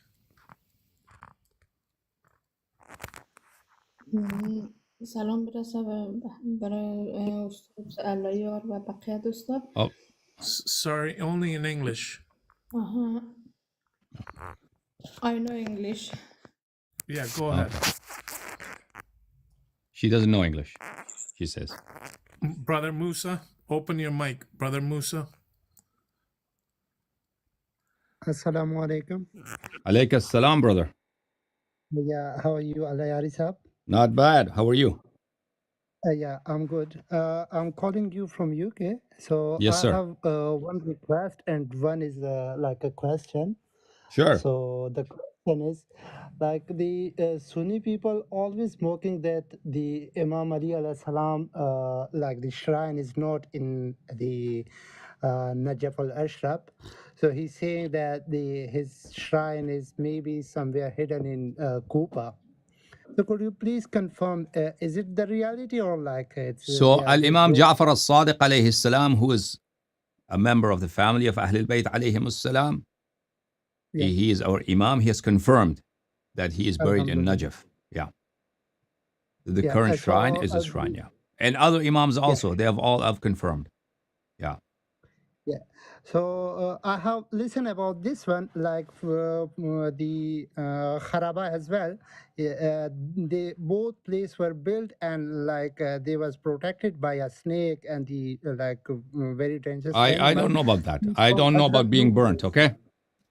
And about the snake story of a snake. Yeah, I have never heard that. Yeah, so like the request is that like the Parachinar is sieged from since last 5 months. So we requested that make one video for Parachinar people. So you should request those people who are influential in Pakistan or in the Islamic world, such as Ali Khamenei, the Iranian president. Irani people, we always protest for if I make a Kashmir, clip, if I make a video, it's not going to really help you. We will post Ali his, Sistani is a well-known scholar. He has following everywhere in the world, and he has an international status. You should demand him, really. You should not have to demand him. He should do it on his own. Yeah, but we have no approach to demand for a video. So That's the problem. May Allah bless you. Allah keep you well. I have a caller from Shah, Mr. Shah, and what's up? Go ahead, please. Mr. Shah? How are you today? Good. Where are you calling from? I'm calling from Pakistan. Yes, sir. What can I do for you? I came to you live in the month of Muharram, and I'm very lucky to speak to you. So your audio is breaking, brother. I apologize if it's breaking. So I spoke to you about Hafiz Rajab al-Bursi, and I requested for a reference where Shia. The guy's a Sufi, and I showed the reference in some of my clips. If you want to show it, I'll show it to you again. Okay? The guy is a Sufi. Yeah, the guy doesn't have. It's not really. We don't know much about Hafiz Rajab Bursi. The guy is totally unknown. And his book is full of, and obviously he's a Sufi, that's for sure. Even if his book. On the basis of his works? Not only his books, but his own what he writes in his book clearly establishes he's Sufi. But also his biographies in various books. For instance, in Riyadh al-Ulama. This is Riyadh al-Ulama. Hold on. What happened here? Riyadh al-Ulama. Hit me. Riyadh al-Ulama, look here, volume number 2, published in Qom, here. Al-Shaykh Hafiz Rajab ibn Muhammad ibn Rajab al-Bursi. He was born in Burs, and he lived in Hilla. Al-Faqih al-Muhaddith al-Sufi al-Ma'ruf. He's a famous, well-known Sufi. صاحب كتاب مشارق الأنوار المشهور وغيره. Okay, he has written Mashariq al-Anwar and other books as well. And also at page number 306, he mentions وقال الشيخ المعاصر في أمل العامل الشيخ رجب حافظ البرسي. He was father المحدث شاعر منشأ أديب and so and so. وفي كتابه إفراط وربما نسب إلى الغلو. That there is, ifrat means extremism. There's extremism in his book, and he has been attributed towards ghulu, or ghulu, he has been alleged of committing ghulu. Okay. And then he mentions another scholar at page number 308. His name is Mullah Hassan al-Khatib al-Qimari al-Sabzawari al-Musharik ma al-Musannif fil madhab wal mayl ila tasawwuf. He says that this person translated Mashariq al-Anwar into Farsi, and he, like the author of Mashariq al-Anwar, he is also, he has love for Sufism. ولا أعتمد على ما يتفرد بنقله لاشتمال كتابيه على ما يوهم الخبط والخلط والارتفاع. He says that I do not trust his book, Hafiz Rajab Bursi's book, 2 books, Kitab al-Alfayn and Kitab Mashariq, because these 2 books contain material ما يوهم الخبط, that give the impression that the author has gone crazy. That the author was not in good senses. He was not really okay here. والخلط, and that he was confused and he was mixing up things. والارتفاع, and that there's no trust in his narrations. Same thing is said by Allama Majlisi, Bihar al-Anwar al-Majlisi, volume number 1. And because in the volume number 1, he's talking about the sources of Bihar al-Anwar. He says, وَكِتَابُ مَشَارِقِ الْأَنْوَارِ, page number 10 of Bihar al-Anwar. Page number 10, he says, مشارق الأنوار and Kitab al-Alfayn. They are by Hafiz Rajab Bursi. وَلَا أَعْتَمِدُ عَلَى مَا يَتَفَرَّدُ بِنَقْلِهِ. He says, I do not have any trust on those narrations which Hafiz Rajab Bursi narrates solely. He is the sole narrator thereof. لاشتمال كتابيه, because his books, two books, Alfain and مشارق الأنوار, they contain ما يوهم الخبط, that gives me the impression that this person's mind was not correct. والخلط, and that he was confused and he has mixed up things.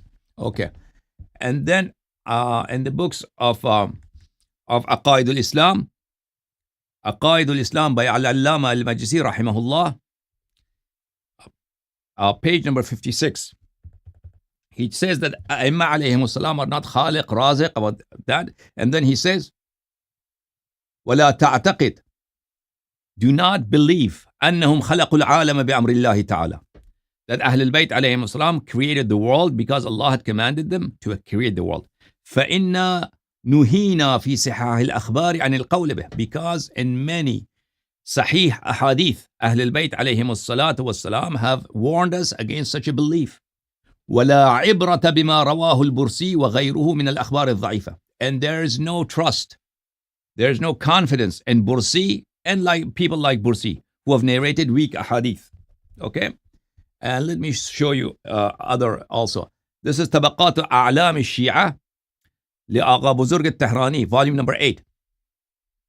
Here, page 142, he talks about Hassan al-Khatib al-Qari. He says that he والماء إلى الإرفاني الحاد والتصوف ومشى بالشيخ رجب البرسي. This person, Hassan Khatib al-Qari, he had a love for Irfan, extreme Irfan, and Tasawwuf, and the pathway of Shaykh Rajab al-Bursi. This also indicates that according to Agha Buzurg al-Tehrani, also Hafiz Rajab Bursi was Sufi. Okay? Yeah, sure. If you understand, but the thing is, people do not know Tasawwuf. People do not know Wahdatul Wujud. So if you know Wahdatul Wujud in Tasawwuf, that's very evident from the khutbah of his book. Because if a Shia, for instance, if somebody knows how a Shia speaks, then how would a Shia write an introduction to a book? So if a Shia writes a book, you can tell the author of this book is a Shia, because the way he talks about Ahlul Bayt alayhim salam, the sifat of Ahlul Bayt alayhim salam he mentions, right? Or if a person is Nasibi, because you're familiar with Nasibiyism. So if you see a passage, you can tell that this author is Nasibi. Likewise, because you do not know Tasawwuf, so it's hard for you to detect. But me as a person who knows Tasawwuf, for me it's very obvious. Hafiz Rajab is, even these testimonies did not exist, for me it's very obvious from his own writings that this person is a Sufi. Sure. Okay? Yes. Can I proceed to my next question? Yeah. What do you say about Wilayat al-Takwiniyya? So what do you mean by Wilayat al-Takwiniyya? Define it and I'll tell you. The normal definition in the ulama. So what is that? What is that definition? Because this is not in the books of Hadith or in Quran al-Wilayat al-Takwiniyya. This is taken from this is a Sufi terminology, not a Shia terminology. So you define it for me and I'll answer it to you. That the Imam, Nabi sallallahu alayhi wa sallam and his holy progeny are in command or have the authority of all the particles of all the atoms in the world or the universe. So this Takween doesn't mean that.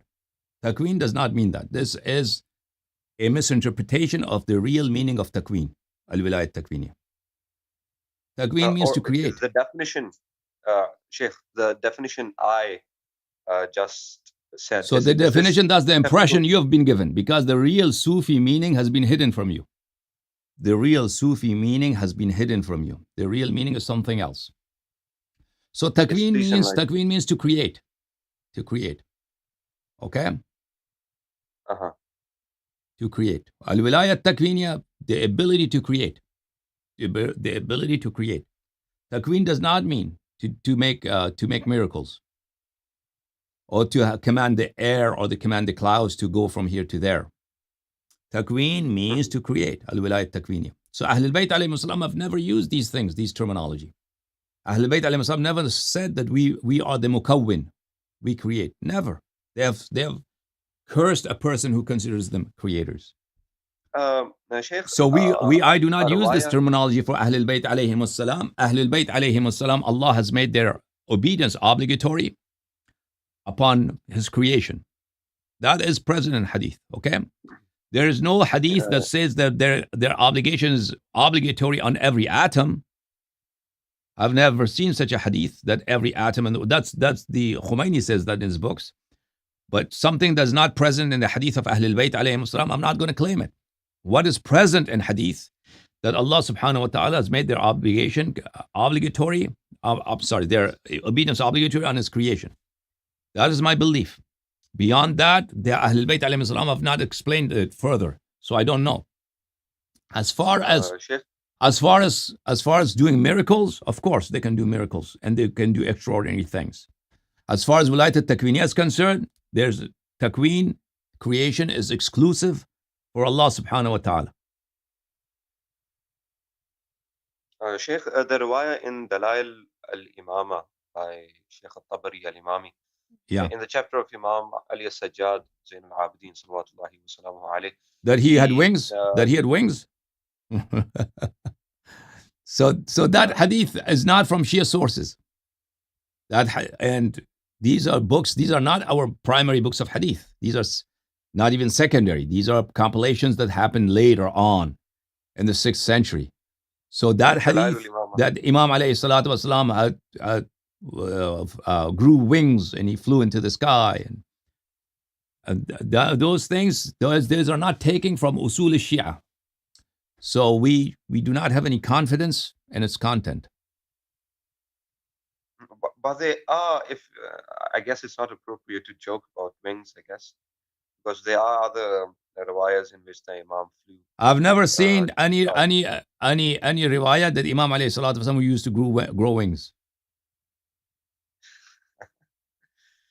Growing wings. Except this hadith that ghulat, this portion they hide, the second portion they bring on, that they created the heavens and they created the Aliyin. Okay? That he went to Aliyin because he created the Aliyin. So even if you accept this riwayah, that does not mean they created Aliyin. So there's another way to interpret this riwayah as well. On my speeches on Ghuluv, I've narrated this riwayah. The word sana'na, what does it mean? Sana'na, sani of a person is also a person who's trained by him, who's educated by him.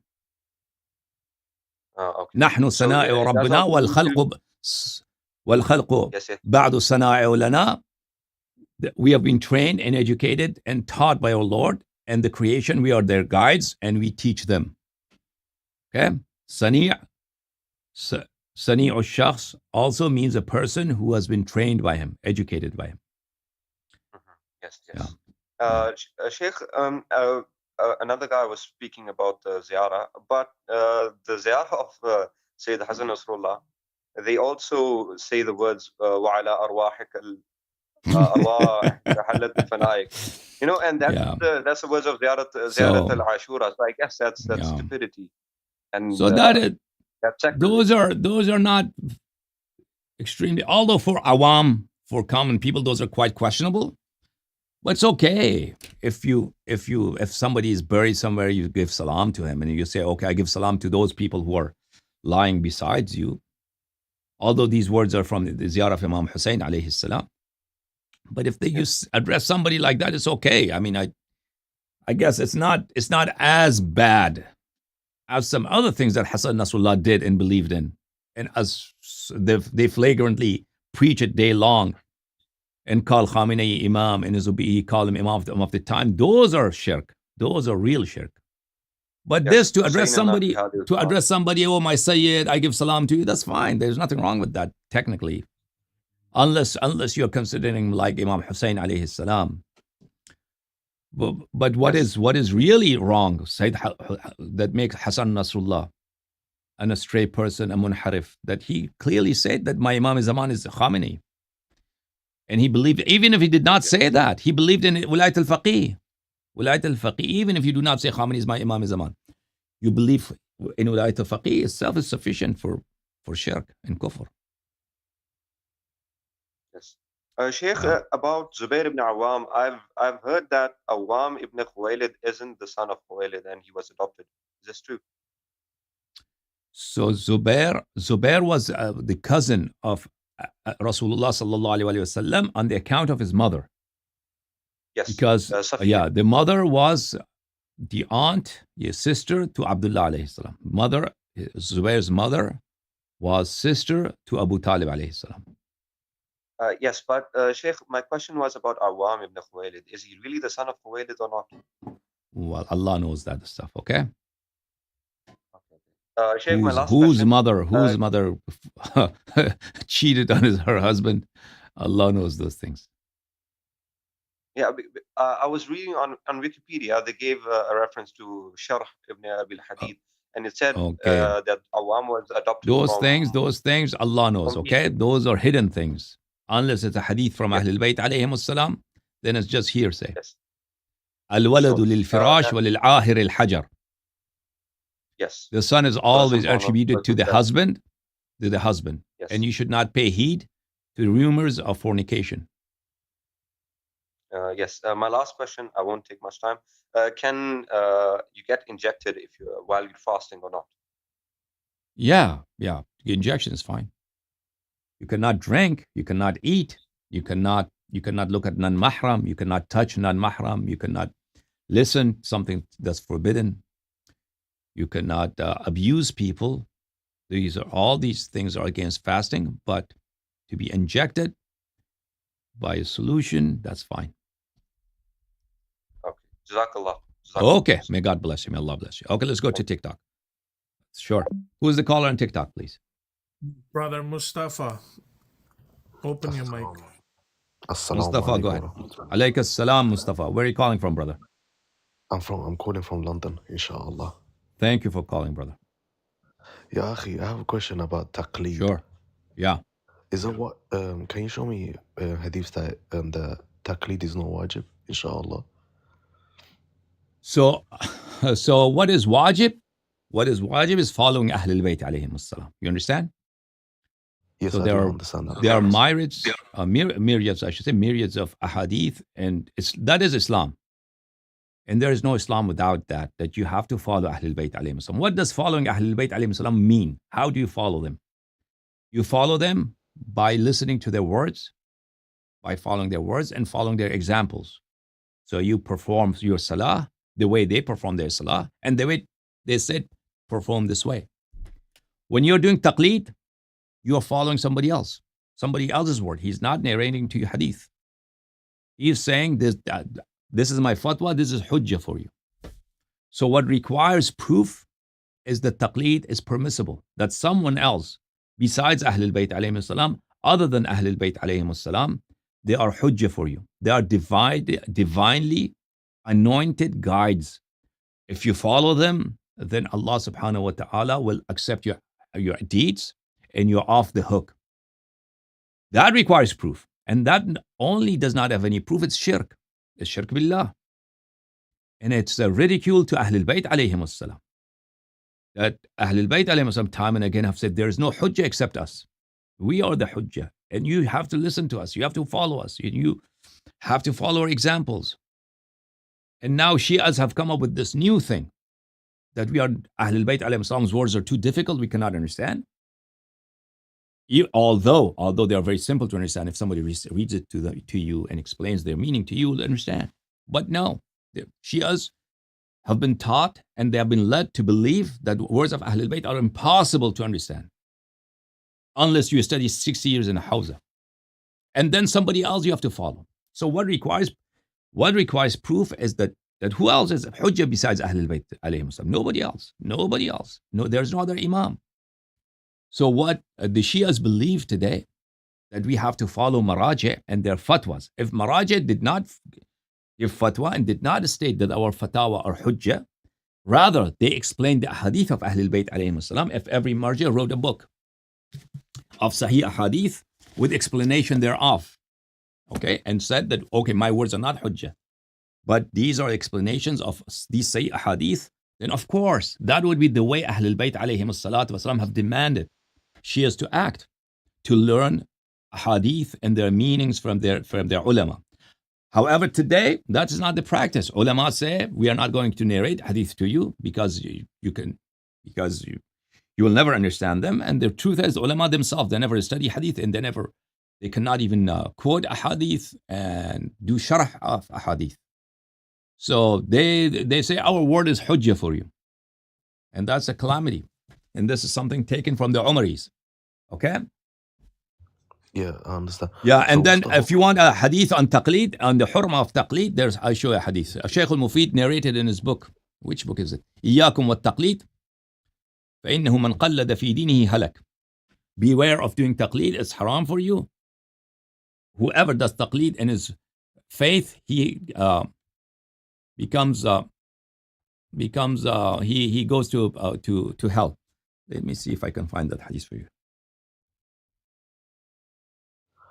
I have another question, inshallah. Yeah. So does it make sense or no? What I told you about taqlid made sense or no? Yeah, of course it makes sense, 100%. I just had a bit of doubts. That's why I thought. One moment. Let me see if I can find that hadith, okay, for you. One moment.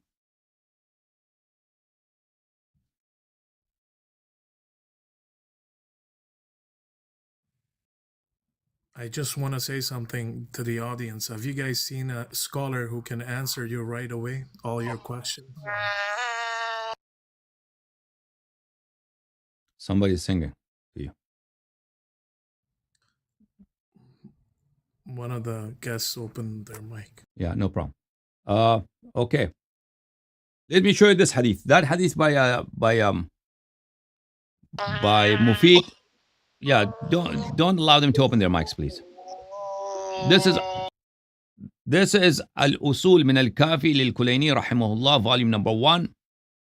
And I'll take you here to page number 7, Khutbatul Kitab, in the introduction of his book. Al-Kulayni rahimahullah narrates, وقال عليه السلام, the Imam alayhi salam says, من أخذ دينه من كتاب الله وسنة نبيه صلى الله عليه وآله زالت الجبال قبل أن يزول.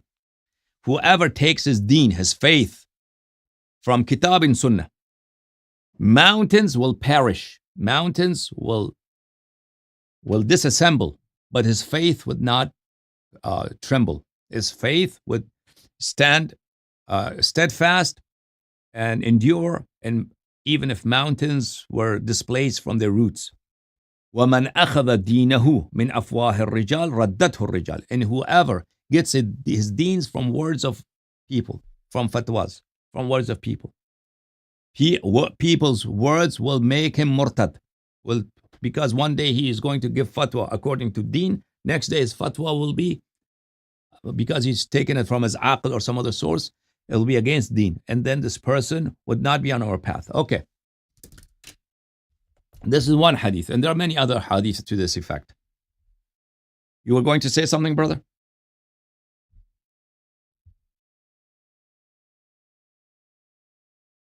Given false fatwa. Repeat from the beginning. What are you saying? What's the real hukum of a maraja given the false fatwa? What is what? The real hukum? What's the hukum? Yes, what's the hukum of maraja? Yeah, any person who gives fatwa that's not in kitab and sunnah, of course, he's kafir. He's kafir. He's a kafir, okay. Of course, if he knows it. If he knows he's giving fatwa against Quran and Sunnah, of course he's a kafir. But if he doesn't know, then he's mudil. He's misguided, and he's misguiding other people. Okay. And the third question, inshallah, ya akhi, what do you think of Fadlallah Hassan? So I don't know him closely, intimately, but to me he seemed like a type of a Khomeini guy, and he's alleged to by some very serious scholars, whose words I trust, and that he questioned Ghadir, he questioned the attack on the house of Fatima alayhi salam, the isma of Aimma alayhim salam. So he is. There are many scholars like him actually that have the same ideology, but they just hide it. They do taqiyya from their followers, from their muqallideen. In the case of Fadlallah, because he was a public speaker, because he used to give sermons and speeches, because other Maraji don't give speeches, like Sistani never gives speeches. So people don't know what his beliefs are. But there are, or Sayyid Kadhim Ha'iri, he never gives speeches, but people who know them closely, they know for a fact that his beliefs are the same as Fadlullah. So that is the case. There are a lot of scholars who have very, very divergent beliefs from the main body of Shia, but they just hide it very well. And Sistani is alleged also to have the same type of belief as Fadlullah. Okay, thanks so much. Ya Akhi. Sure. May God bless you. Wa alaikum assalam wa rahmatullah. Alaikum assalam. Okay, let me show you that. One moment, please. TikTok, everybody, callers. Let me show you that hadith that I promised I'll show you. From Taqlid.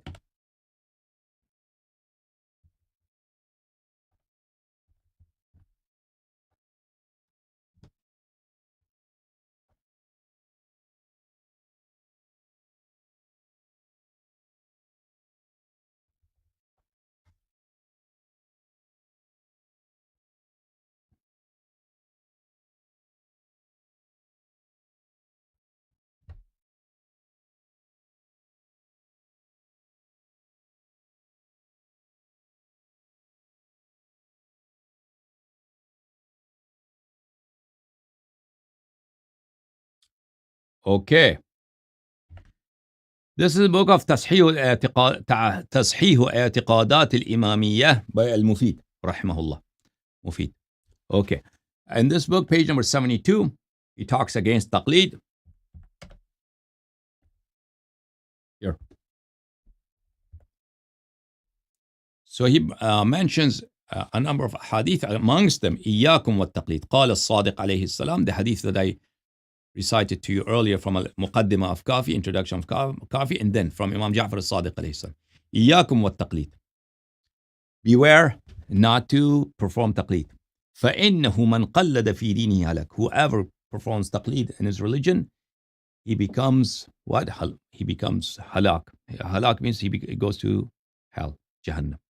All right, let's take a caller from TikTok. Go ahead. Who is the caller there? Z-Money.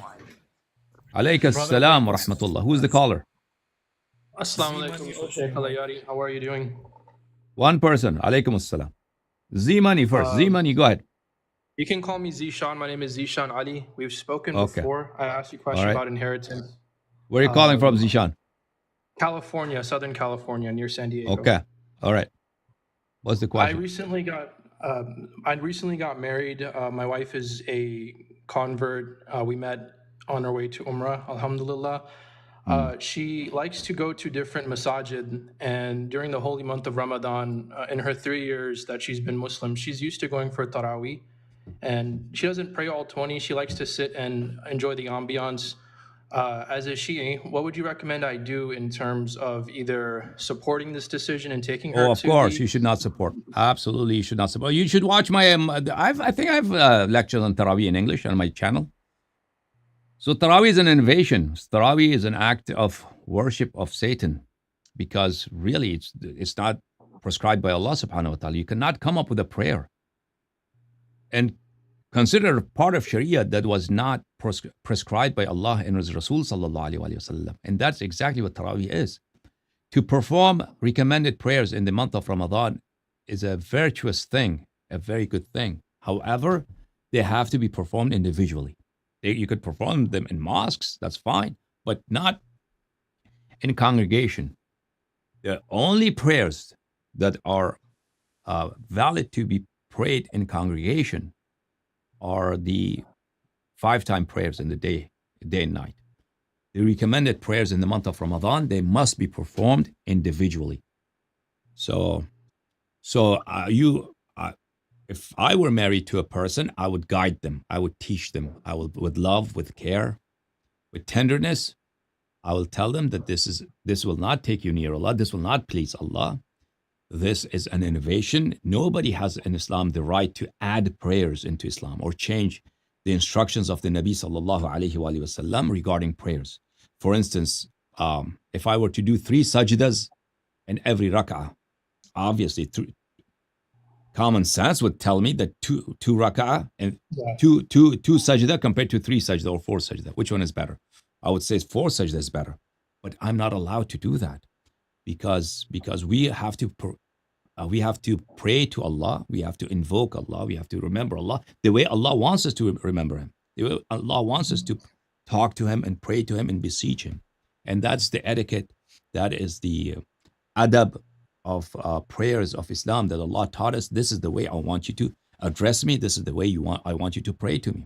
And if you change that formula, something that you have been warned against to do, then that's not something something pleasing to Allah subhanahu wa ta'ala. So my recommendation to you is that not to support her in this. Even to just see the masajid, the different locations. Visiting masajid like visiting museums, that's fine. Yeah, that's fine. You can visit any place you want, but you cannot engage in acts of blasphemy, in acts of innovation, and things that are sin, things that displeasing to God, to Allah. I highly respect your opinion, as you are one of the reasons why I chose my wife, because of some of your lectures I've listened to. And I just have one final question, just because I know you're inundated with calls, mashallah. I heard this one lingering thought by Adnan Rashid in the Speaker's Corner, the one that we have to send a hijab to. But he said that virtually there are no books after Bakr al-Ulm, Imam Bakr al-Ulm alayhi salam, that we have to rely on for the hadith, the transcriptions from Rasulullah sallallahu alaihi wasallam. So these are very, very dishonest people and not well informed. So the two things on top of one another. One is ignorance about these people like Adnan Rashid and individuals like him in the English world who speak about Shiism. One is they do not know Omari religion very well, let alone Shia madhab. First of all, they do not, their information, their lack of education is one thing. Second, they're liars. They are very dishonest. They won't tell you anything true about Shia madhab. So this thing that there's no books from the time, Imam al-Baqir alayhi salatu wasalam died at year 114 or 113 or 114. So there are no Shia authorships. Just open Kitab al-Fahris by Shaykh al-Tusi. Kitab al-Fahris Musannifiyya Shia by Shaykh al-Kashi. These are books of list of authorships. Thousands of books that have been written before, after the time of Imam Muhammad al-Baqir, not hundreds of books, thousands of books, literally, written by their students. To say there are no books after that, after a very early period, 114. So that is because these people don't know what they're talking about, okay? Okay, thank you, Sheikh Allahyari. Okay, may Allah bless you. Allah keep you well. Thank you. Brother Dabir, open your mic. Assalamu alaikum, Sheikh. Alayka assalam wa rahmatullah. Who's the caller? My name is Dabir. I'm calling from the East Coast of America. Okay, whereabouts? Dabir. Virginia. Virginia, okay. I'm sorry if I'm a little quiet because it's nighttime and my family's sleeping. No worries, no worries. Yeah, we can hear you well. I have 2 questions and they're not related to each other. Sure. You're watching me on YouTube or Facebook, where? No, TikTok. TikTok, okay. First question is that, are we the only living beings in the universe? So no, absolutely not. Not according to a hadith of Ahlul Bayt alayhim as-salam. There are thousands of worlds like ours. Yeah, that was my question. But this doesn't mean that these worlds are in other planets. We don't know these other worlds where they are. Whether these are, and here we don't see them because they're in another dimension, or they could be in the heavens, on other planets. So when we talk about universe, we speak about this physical, 3-dimensional space that we see right in front of our eyes. But when Ahlul Bayt alayhim as-salam said that there are thousands of worlds like yours, and there are intelligent beings there, and they know Ahlul Bayt alayhim as-salam, and they follow Ahlul Bayt alayhim as-salam. There are thousands of them. And so, but they do not give details. Whether there are in other planets, that could be the case because the universe is so big, so vast, right? all day. It's possible. It's possible because we have angels or so many things unseen that are here, jinn, and we do not see them. So there could be like places, there could be dimensions that we do not detect them. So we don't know that. The detail of that we don't know, okay? Or both could be true. Both could be true. Some of these worlds could be in distant stars systems. Some of them could be in other dimensions. Allah knows. So this was my main question. If there are more beings in the universe and planets maybe, then why are we the lucky planet out of maybe millions of planets that was sent the Quran, the prophets, and the imams? So they on those planets, we don't know. Actually, this question I don't know because in this form this question has not been posed in a hadith.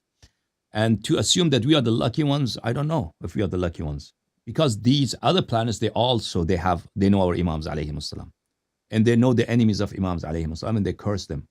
But those tragedies that happened to imams alayhim salam on this planet have not happened in those areas. So maybe they are the lucky ones because they're all decent people.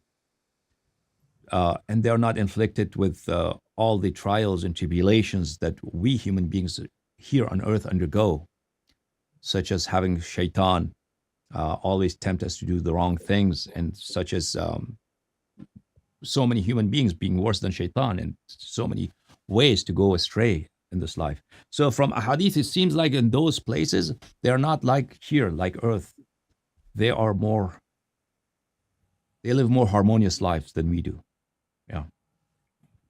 Okay, Sheikh, thank you. My other question is about in Adhan and the tashahhud after Salah, when we read Ashhadu an la ilaha illa Ashhadu anna Muhammadan abduhu rasuluh.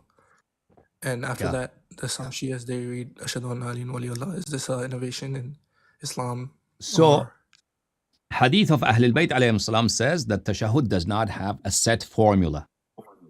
You should perform shahada, the best shahada that you have. You should bear the testimony to the best formula that you know.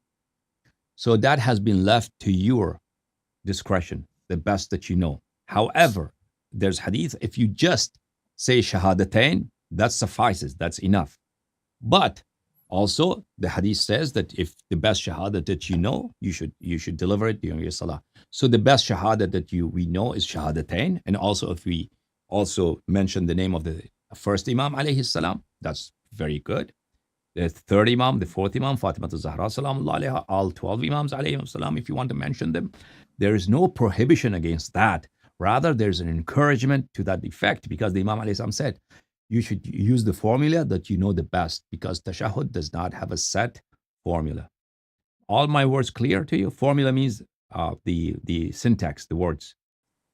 Yes. Okay. Do you mind if I ask another question that just came to my mind right now? Of course not. Go ahead, please. So, what do you think of sheikhs and ulama on the member? They recite not hadith. They mention dreams of big ulamas. What do you think about so that's terrible. Tragedy. Shia scholarship is so gone astray so much. The Shia religion is barely comparable to what Ahlul Bayt alayhim salam expect their Shias to be. And Shia scholars, they are the main problem. And I'm not talking about just the speakers who come to the West. I'm talking about senior scholars also from the Hausa. There's the madhab of Ahlul Bayt alayhim salam and their teachings, and what Shia scholars generally believe in. So they're not the same thing all the time. So Shia scholars on major issues, they differ with Ahlul Bayt alayhim salam, and they have gone in different ways. Amongst them, what they teach, what they pray, what they preach, and what they educate in the houses, and the speakers who come to you. My God, it's terrible. It's very terrible. It's terrible. They are just Shia by name. Because it's very common, the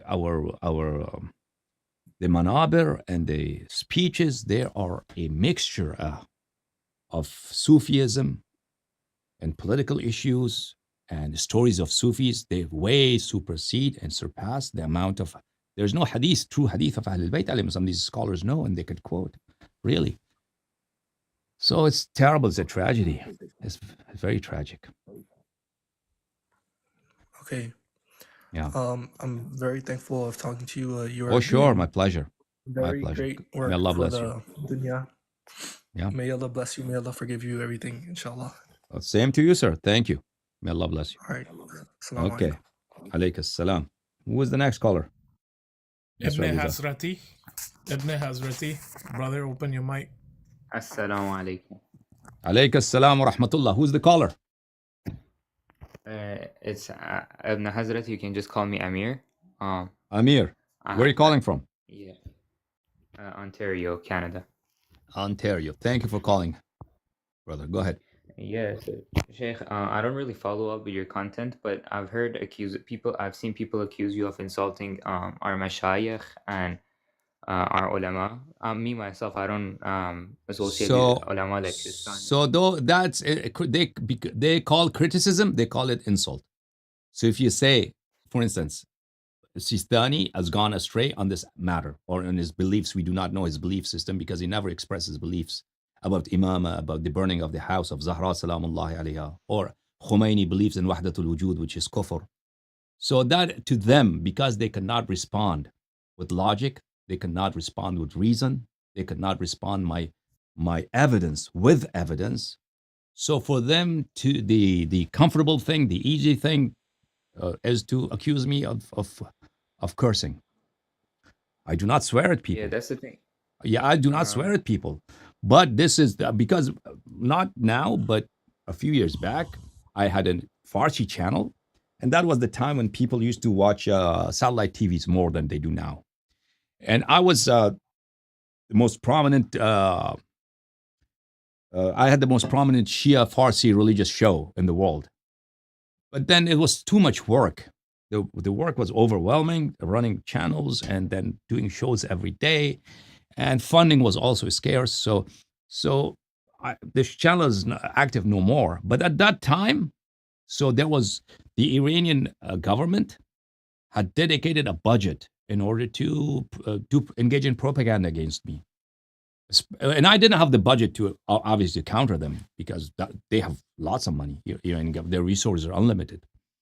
So they had lots of people online making clips about me, and all. Back then, there were lots of blogs. Blogging was common. It was a few years ago, and then clips.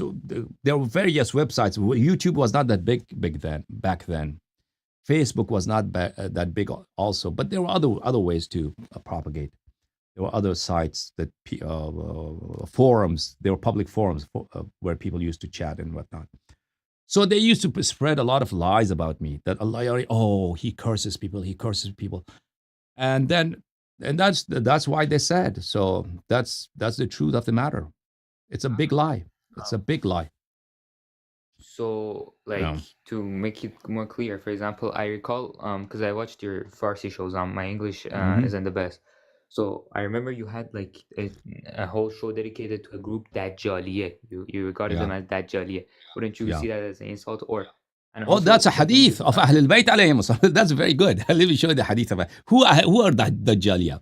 Okay, so Dajjaliya was a term by Ahl al-Bayt alayhim salam that used. This is if it's a curse word, then you should have a problem with Ahl al-Bayt alayhim salam, not with me. Hold on, let me pull out that hadith for you. Okay, let me see. How can I find that hadith? It's in Bihar al-Anwar. Can you show primary source? Because Bihar al-Anwar. Yeah, I'll show you. Well, no, I'll show you where it is. The hadith is okay. Yeah. Dajjaliya. And also hold on. Just hang on. One question at a time, brother. One question at a time. That's correct. Let me pull out this hadith for you. Bihar al-Anwar.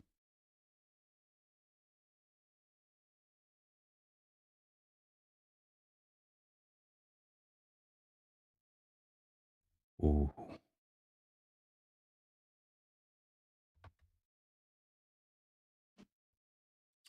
So the Baha'u'llah that I have the PDF format, it's a newer version. I cannot read. I can read it to you, but I cannot show it to you because it's different.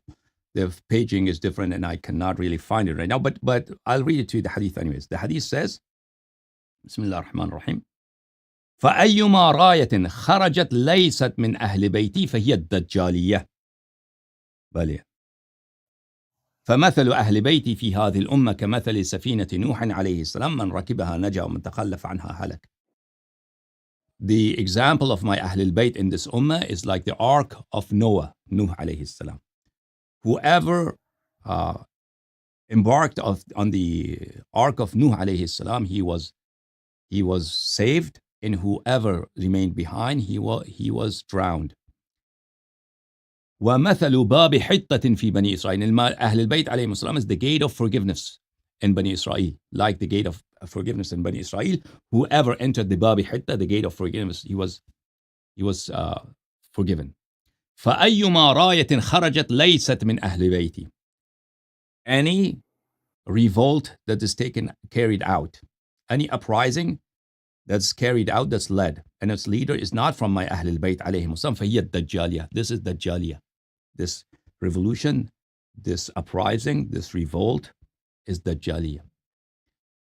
This is the saying of the Nabi sallallahu alayhi wa sallam. So we all know that Imam al-Mahdi alayhi salam has not risen yet. So Khomeini's revolution has to be Dajjali. Has to be. Don't we have a hadith on saying that we have to do qiyam against Zolam? No. Like a person absolutely not. There is not a single hadith that prescribe. So you have this mentality. See how different is the madhab of Shia and the madhab of Ahlul Bayt alayhim salam. See, all Shias believe this, that there are many instructions in Quran and hadith of Ahlul Bayt alayhim salam that we have to rise up against the dhulm. There's not a single hadith to that effect. There are myriads of hadith prohibiting Shia against rising against the dhulm, against zalimeen. Contrary to your misconception, contrary to that ikhwani view that Shias have been fed by their ulama. So, Shia madhab is the madhab of waiting, intidhar al-faraj, and Ahlul Bayt alayhim salam have ordered their Shias to remain in their homes and do not engage in any revolts against rulers, even if those rulers, no matter how evil they are. Yeah. So, okay. So I'm gonna ask one question, and I'm not gonna waste more of your time. I was going to ask you regarding ulama. So you should demand your scholars, these preachers who teach you these foul things, that people take them for granted. The presupposition, the established fact amongst Shias is that every Shia has to rise up against the dhulm and establish Islamic government. Subhanallah. Where is the hadith? Where are those instructions? None. Exist none. Everything a lie.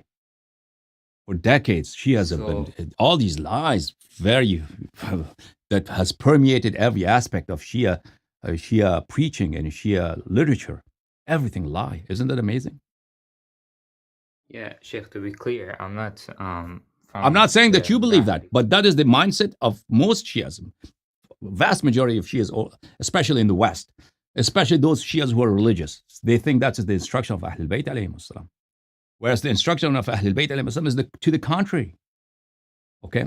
And then if you bring up these ahadith, then what are you labeled? Either that you don't have akhlaq, or you're an agent of MI6, or agent of Mossad, agent of CIA. That's the all these things that I'm saying are ahadith of Ahlul Bayt alayhim salam. And because Shia scholars are so unlearned, so uneducated, all their major positions they take, almost all of them are contrary to the positions of Ahlul Bayt alayhim salam, teachings of Ahlul Bayt alayhim salam. Because they cannot defend themselves, they have found a very easy defend. Because Shias do not think, and they have blind trust in their scholars, they can anybody who criticizes them, you label them as a person who doesn't have akhlaq, or he is an agent, and that's it. And that's how they relieve themselves. Yeah. Sure. So one last question. This was, the statements you made is because you, for example, mentioned hadith Safinat al-Nuh. These ahadith, yes, 100% they're true about mujtahideen and ulama, like for example Khomeini and Khamenei. But what do you have to say about doing taqleed or ruju to ulama of Ahl Bayt, for example, Allama Majlisi? So you should These are watch ulama my. of hadith, right? So ulama of hadith do not preach taqleed; they narrate hadith. So it's impossible to do taqleed to them. If an alim he tells you hadith of Ahl al-Bayt alayhim, so how are you going to do taqleed of him? For example, Hora Ameli, he has the book Wasail al-Shia. Of course, you've heard of it, Sheikh. Yeah. It's 30 volumes full of narrations for ahkam. But he also has the book Bidayah wa Hidayah, which is fatwa. Hidayatul Ummah is hadith.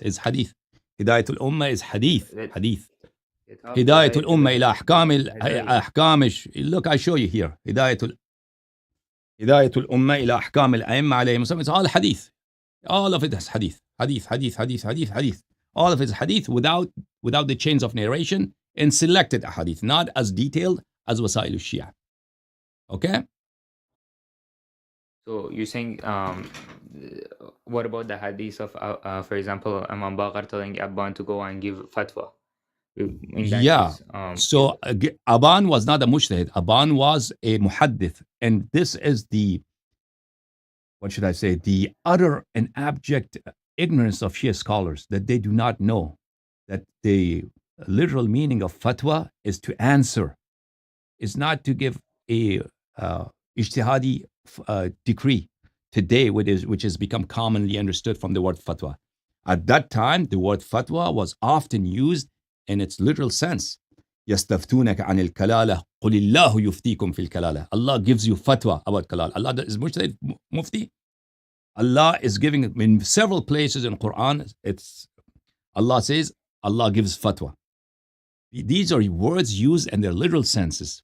Means that Allah is explaining. Allah is giving a reply to a question. So when he says to Aban, اجلس في المسجد وافتل للناس فإني أحب في أن يرى في شيعتي مثلك. Go sit in the majlis وافتل للناس. It doesn't mean to give fatwa. Because Aban was never a mujtahid. He never wrote a book of ijtihad. And at that, if you go to a hadith of Ahl al-Bayt alayhim as-salatu was-salam, time and again Ahl al-Bayt alayhim as-salam damn those people who engage in ijtihad. This means to answer people's questions. Answer people's question. Literally answer people's question. And at that time, how did they answer? By quoting hadith. By quoting a hadith.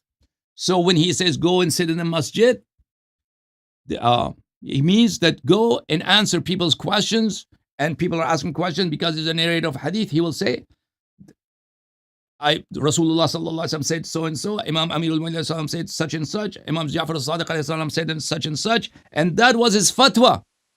In those days and those eras and for centuries, fatwa, which means answering people's questions, was conducted by quoting hadith and narrating hadith. Okay? So that is why the Shia scholars can never engage in debates on the question of taqleed, because they have nothing. They watch my videos and they realize that all their proofs about taqleed just indicate their own ignorance, their lack of understanding of hadith of Ahl al-Bayt alayhim as-salam. And so embarrassing. Go ahead. Sheikh, Yeah. I'm not saying, again, I didn't say taqleed of a mujtahid. I'm saying taqleed of a muhaddis. For example, so if a muhaddis is quoting a hadith to you, so how on earth do you call it a technical taqleed? If acting upon hadith is taqleed, then it's good. But that's not, we all know that's not taqleed. Okay? Taqleed is when the word of a mujtahid is hujjah for you without any question. That's taqleed. Acting upon hadith is not taqleed. Can I give you like the mas'ala first? Because the thing is, for example, this 16-year-old boy who doesn't know Arab, brother, right? Okay, he doesn't know Arab. He cannot read. He cannot read Sistani's Fatawa either. He reads the translation thereof. Okay. So translation of hadith is simpler than translation of Fatawa of Sistani. Wait, you're saying Arab of Ahl Bayt, is that why, for example, our ulama had to write books on their vocabulary? Of course, no. Like the thing is, we have So 30 volumes of Hazara beyond the again, you are Qur'an. coming from a position of not knowing. So let me explain to you. We do not say, I do not say, and I do not expect people, a person who is 10 years old, 12 years old, to go open Man la yahdharu al-faqih and read it. Just as I do not expect a 12-year-old follower of Sistani, muqallid of Sistani, to open his writings in Arabic and understand them. So what does a 12-year-old person who wants to do taqlid of Sistani, what is the recourse for him? So he may find a book of simple ahkam in English that somebody has rendered into English from Arabic that's very easy for him to understand. Or he goes and asks someone. If he doesn't have a book as such, then he goes and asks someone, what is the fatwa of Sistani on this question? And he is explained to. Somebody answers him. So that's how he follows Sistani. You understood now? So likewise, I do not expect people to open Man la yahdharu al-faqih or Furu al-Kafi and start reading. But if Shia scholars feared God and carried out their obligation towards Aimma alayhimus salam, to facilitating for Shias to understand the ahadith of Ahlul Bayt alayhimus salam, and wrote books of hadith in simple language, translating them and explaining them with footnotes, books that have been peer-reviewed time and again. So they are trustworthy, that these translations are not wrong. It'd be very feasible for Shias of different ages and various countries to understand hadith of Ahlul Bayt alayhimus salam and follow Ahlul Bayt alayhimus salam. But that is not done. And no investment is done in that regard. You know why? Because if that is done, people actually start following Ahlul Bayt alayhimus salam, then the empire, the fake empire, the blasphemous empire of taqleed and Marja'iyya will crumble and fall. So because they have to keep this company, this empire of Marja'iyya functioning and perpetuating, they cannot allow a hadith of Ahlul Bayt alayhimus salam to be accessible for people and people following Ahlul Bayt alayhimus salam instead of them. Okay, you take care, brother. So let me take another caller. May Allah bless you. Okay. You come in the inshallah coming nights and we will discuss further. Okay? Inshallah. Think about what I said. Okay. Who's the next caller? Brother Hussein, open your mic. Mr. Hussein. Assalamu alaikum, Agha Sahab. Okay, English please. Alaykum assalam. Well, I have a question. Like, I want to open a savings account. I live in Canada, so is it okay for me? Because I've been saving for a year and I just want to get interest on it. So when you put money in a hadith of Ahlul Bayt alayhimus salam, it's okay for a Shia to collect interest from non-Muslims. Okay, that's not been prohibited. All right. Sure. And one more thing, like it was my first Ramadan in Canada, so I just followed the Ilan from the Saudi Arabia, the local masjid. Like I had my fast on 1st of March. So you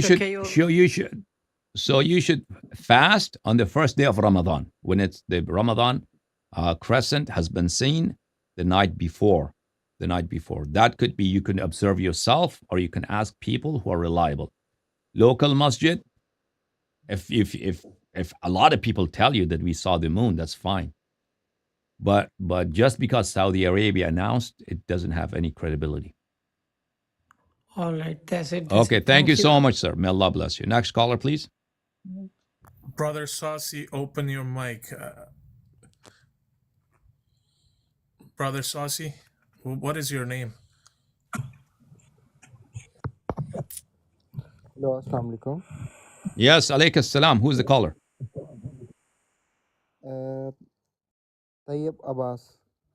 Tayyib, where are you calling from?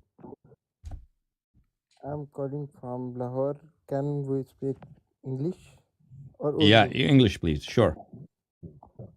Urdu? No, sir. No, this is an English show. Thank you. Brother Mohsen, open your mic. Assalamu alaikum wa rahmatullah, Sheikh. Alaikum salam, brother. Sure. Where are you calling from? How are you? I'm Not calling bad. from Canada. Where in Canada? Toronto, Canada. Toronto, Canada. Abu Jafar, you got to wait online, okay, for your turn. Go ahead. Yes, sir. Yeah, so my question is related to Hazrat Ibrahim alayhi salam, where in the Quran it's mentioned that he's a Shia of Hazrat Nuh alayhi salam. And the family of Hazrat Ibrahim alayhi salam is also mentioned as the Ahlul Bayt. So how can we relate this to the to the Ahlul Bayt of Prophet Muhammad and Imam? So his family is his family, okay? And his Ahlul Bayt because his wife was his cousin. Sarah was his cousin, was blood relation to him. So that's his family. And a hadith of Ahlul Bayt alayhim as-salam, وَإِنَّ مِنْ شِيعَتِهِ لَإِبْرَاهِيم. It is because when Allah subhanahu wa ta'ala showed his kingdom to Ibrahim, Malakut to Ibrahim, he saw the lights of Ahlul Bayt alayhim as-salam. He asked Allah, he implored Allah to make him Shia of the 14 Ma'sumin alayhim as-salam. So Allah granted him this status to be the Shia of Ahlul Bayt alayhim as-salam. And that verse, وَإِنَّ مِنْ شِيعَتِهِ لَإِبْرَاهِيم, it does not refer to Nuh, it refers to Ali alayhi salam, Imam Ali alayhi salam. Okay. Makes sense. My next question is like Laylatul Qadr. What is recommended in regard to one to attain Laylatul Qadr, the night of 1,000 months? So there are A'mal of Laylatul Qadr you can find in Kitab Mafatihul Jinan. You have Mafatihul Jinan at home? No, I'm not that inclined, but I try to do my, regular. Yeah, you can search online for Mafatihul Jinan, and if you can download PDF of Mafatihul Jinan and look at the table of contents, and then you go to A'mal of Laylatul Qadr, and it will tell you a list of things, supplications, prayers, salats, namaz, ghusl that are recommended, and recitation of verses of Quran that are recommended on the night of Qadr. Okay. Okay. Thank you so much for your time. Oh, may Allah bless you. Allah keep you well. Let me take a call from WhatsApp. One moment, please. A WhatsApp caller is here. His name is Abu Ja'far. Abu Ja'far, go ahead, please. Assalamu alaikum. Assalamu alaikum, brother. Where are you calling from? Anyways, I'm from London anyway. So I have few questions, but if you just can give me some time. Sure. Like my first question is relates to the philosophical notion of the Sadrians. Like they, in their claim or in their philosophical notion, they believe in the rule of one, qa'idatul wahid, and they prove it through the contingency argumentation and this. So, like, can you give me a brief understanding of so they believe that Allah cannot create the universe. Actually, Sadris believe that Allah did not create anything. There's no creation. It's just tajalli. Okay. Yeah, they're just tajalli, self-disclosure. So there's no creation. And Khomeini in his books time and again emphasizes that there's no creation. God has not created anything. It's only tajalli. God appears. Allah appears. And he is not even Allah. He is wujud. He's not Allah, he's wujud. Wujud appears in different forms. In the form of you, me, TV, radio, dog, pig, defecation. He appears in various forms. Okay. So he appears in the form of Imam Hussein alayhi salam. He appears in the form of Shimr. They're all one being, he appears. So that's why it's impossible to worship anything but God, because there's nothing but God. Okay, if you're worshiping calf, that is, you're worshiping God. If you're worshiping an idol, actually you're worshiping God. And Khomeini in his books, he emphasizes this fact. So that is, they say, but there's a lot of contradiction in their saying. So on one occasion, there's no khalq. But in other places, they say, oh, God cannot create anything. He has created only one thing. Al-wahidu la yasduru minhu illa al-wahid. And that is Fayzul Aqdas, Al-Fayzul Aqdas. And that's Fayzul Aqdas, then another. That's not actually creation. Fayzul Aqdas is not creation. Fayzul Aqdas is the same wujud from a different, you look at it from a different perspective as looking at it. And then from various perspectives, you look at it, Fayzul Aqdas becomes Fayzul Muqaddas, which they also call Al-Fayzul Aqdas Haqiqat Muhammadiyya sallallahu alayhi wa sallam, which doesn't have to do anything with Rasul sallallahu alayhi wa sallam. So, but generally, the Mashayeen, not Sadra, Mashayeen, Aristotle, Averroes, Al-Farabi, and Ibn Sina, they believe that in the Greek philosophy that the one cannot create but one. He has only created one thing, And that thing has created two things, and then he has created another thing, another thing, another thing. So there are many creators other than Allah and God. So obviously this goes totally against Ahl al-Bayt alayhim salam, and against modern physics, laws of preservation, second law of thermodynamics, and many other laws. So this is totally wrong. Allah can create, and His power doesn't have any bounds. And these things that they believe in many creators other than Allah, and Allah has not created the universe. Al-Uqul al-Ashara, Al-Aql al-Ashar has created our universe. The 10th angel, the 10th intellect, he has created our universe. So these are jokes. Okay.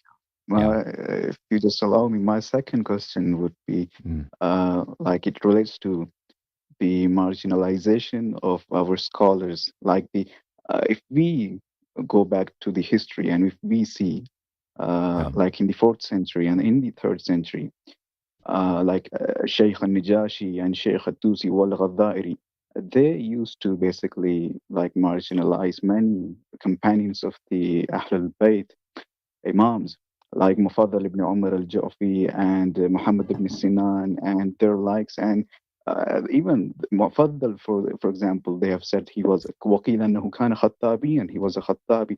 But when we go to the narrations of Imams, like the sources of Basar al-Darajat and al-Kafi, we see Imams praising these figures. So, like, what's this contradiction? So each case has to be taken on its own account, okay? Each case has to be taken on its own account. And each person, people have different stages in their lives. And also, a lot of time, condemnations of the Imams alayhim salatu wasalam for the purpose of saving people's lives. Because it was commonly known if a person was dear to an Imam, his life would be in danger. And this is pretty well-known fact, that any person who would show enmity towards Imam alayhim salam, governments would cherish him, governments would honor him, and he would enjoy quite a reputable position in society. And if any person was known to be dear to the Rawafid's Imam, to the Imam of the Rafidah, then such a person would be ostracized by the society and also the ruling class and the government and their spies and their governors. They would persecute him and even kill him. Yeah. So, and this is something Imam Jafar Sadiq alayhi salatu wasalam said in more one hadith, that we have to condemn our good Sahabis in order to save their lives. Okay. Yeah, but this doesn't mean that everybody who has been condemned, he was dear to Imam alayhi. So this has to be seen in each person's own merit. Okay. Yeah, but like even we see like the Shi'i figures at that time, like Ahmad ibn Isa al-Qummi ostracizing Al-Khalid al-Barqi from Qum and Sahl ibn Ziyad. So like that's something. Those are different. Okay. Yeah. And like, what about the Husaybi? Like, what's your view on him, Husaybi? Oh, la'natullah alayh. He's a despicable, abominable figure. You're Ghali? No. He is the leader of the Nusayris, la'natullah alayh, Husaybi. Okay. La'natullah, the worst enemy of Ahl al-Bayt alayhim salam are the Ghulat. The contemporary scholars like Amin al-Husayni. La'natullahi ala al-Husaybi. Don't, please, stop it. Okay. So, thank you, Shaykh. No problem. Okay. May Allah bless you. Allah take care. Okay. Husaybi, no doubt, he's one of the leaders of Nusayris. And not only one of the leaders, he was at this time, he was their figurehead, he was their marja, he was their imam, he was their chief leader of the Nusayris. This is not a matter of contention and disagreement. And Aimma alayhim salatu wasalam position with regard to the Ghulat and the Nusayris is well known. That the Ghulat are the worst kafir in the universe. Worse than Nawasib, way worse than Nawasib. Okay, let's go back to TikTok. Who is the caller there? Abu Lulu Al-Akhbari. Assalamu alaikum. Alaykum salam, Abu Lu'lu'ah. What's happening? Where are you calling from? I'm calling from Virginia. Virginia, what's happening? I wanted to get your opinion about Ibn Abbas. So Ibn Abbas in the hadith of Ahl al-Bayt alayhim as-salatu was-salam, he had errors, he had mistakes, and he was not the same sort of a Shia as was Salman and Ammar and Miqdad and Kumayl ibn Ziyad. He was not the same sort. He was a cousin of Amir al-Mu'mineen alayhi salam, but at the meantime, he had good relationship with Abu Bakr, not with Abu Bakr, but more with Umar. And then he also, with regard to Fadail of Amir al-Mu'mineen alayhi salam, he had doubts because of which he lost his eyes. Okay? So Abdullah ibn Abbas, on the one hand, he is not a Nasibi like Khalid ibn Walid, like Qunfudh. On the other hand, he is not a Shia like Muhammad ibn Abi Bakr or like many other Sahaba who are good people. Yes, sir. And I wanted to ask what your description is of a ghali or ghulu. Ghali is a person who attributes to Ahlul Bayt. This is not my description. This is what Ahlul Bayt alayhim as-salam have defined ghali.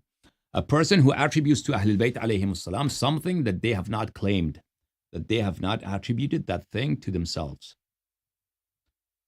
Okay? Okay, sir. May Allah bless you. Have a good night.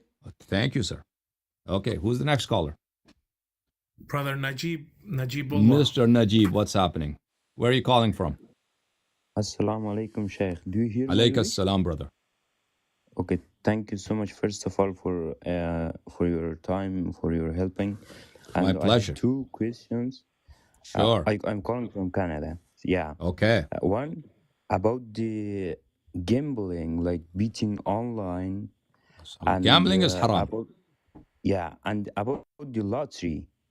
About the lottery, if you pay lottery, money, buy the lottery to me sounds to me like a form of gambling to me. So if it's not gambling like you go in a casino, but it resembles a gambling, so therefore at least it's a shubha. At least it's a dubious thing that resembles gambling, and therefore one should avoid engaging in playing a lottery. Yeah, but somewhere I hear that if you receive the money from a non-Muslim organization, that there is no problem. Yeah, if the government is giving you a check, sure, but that's different. That's different. Non-Muslim organization. Any Muslim, non-Muslim, if they give you money, you can take it. Okay. Okay. Muslim or non-Muslim doesn't make any difference. If somebody is giving you money out of his own volition, okay, there's no rule in Islam that says you cannot take it. Okay, but that doesn't make playing lottery legitimate. Okay. Okay. Thank you so much, Sheikh. Sure, and one brother. more question God bless you. about that. If somebody don't feel good, they go to a shaykh and say like I'm not feeling good. You see, like he is starting like doing something with the Holy Quran or with tasbih and say somebody did jadoo or sihr against you. Yeah. So tafa'ul, or what should I say? How do you say this in English? And say they fortune telling. Going to a fortune telling is like falsifying the Prophet sallallahu alaihi wasallam. Going to a fortune teller or a person who's an astrologer in a hadith of Ahlul Bayt alayhim as-salam, it's equivalent to denying the prophethood of the Nabi sallallahu alaihi wasallam. Yeah, and that's not good, for a Shia Muslim, for a Muslim. Well, denying the prophet of Nabi sallallahu alaihi wasallam is a serious crime, serious sin. Yeah, not good. Yeah. And he asked for money. You give me some money, I will cancel them. Yeah, that's not good. Yeah, absolutely. Okay. You're right. Thank you so much, Sheikh. May Allah bless my brother. Okay, who's the next caller? Thank you so much. Have a good time. Sure. Sir, somebody asked in the comments a question. They said, is having a tattoo haram? So, with regard to tattoos, there's one hadith that Rasulullah sallallahu alayhi wa sallam has done la'an to a woman who has tattoo on her, or a woman who does tattoo on other women. So, but with regard to men, there's no hadith with regard to men prohibiting men to do tattoos. Now, with the hadith about women, so that should give you a pause if you're a woman to put tattoos on you. Even men should not do it. I don't think it's a good idea. It's not, even if we do not have any hadith prohibiting it, but I don't think it's very respectable thing to have tattoos on your body. And sir, one more question they asked. Somebody said when they were younger, they didn't fast few days or some days, but now that they're older, they have difficulties. They have So some kind so of a sickness. person who What has happens? not fasted for a few days, let's say he did not fast for one whole Ramadan or half a Ramadan or 2 Ramadans, 60 days, 90 days, no matter what. Each day, the redemption, the kafara, the fine is either to free a slave, which is not possible today, which is possible actually. There are slave markets in Libya now. You can buy a slave for $400, $200 and set him free. So that would be a fine for, if you can go to Libya and do it. But most people cannot do that, all right? So freeing a slave is impossible. The other option would be feeding 60 poor Shias, 60 impoverished poor Shias who cannot, who are poor, whose income is low.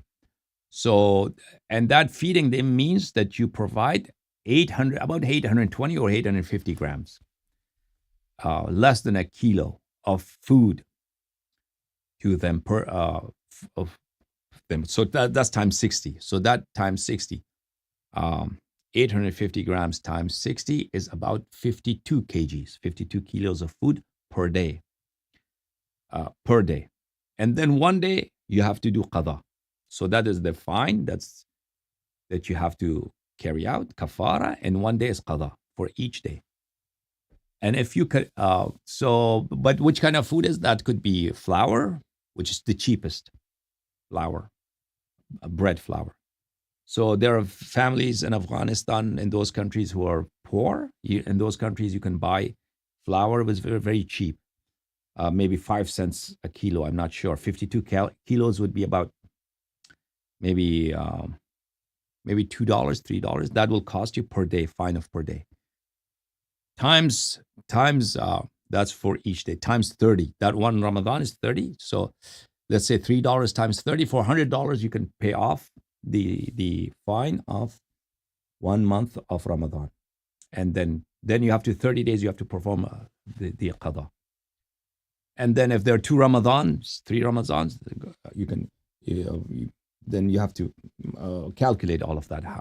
But you have to give, you cannot give money. You have to give food to the poor. So, but food could be flour, which is the cheapest, or it could be rice, more expensive, or it could be grains such as kidney beans or lots of beans there that you can buy and provide to the poor, which will cost you more money. And if you cannot afford that, then whatever you can afford.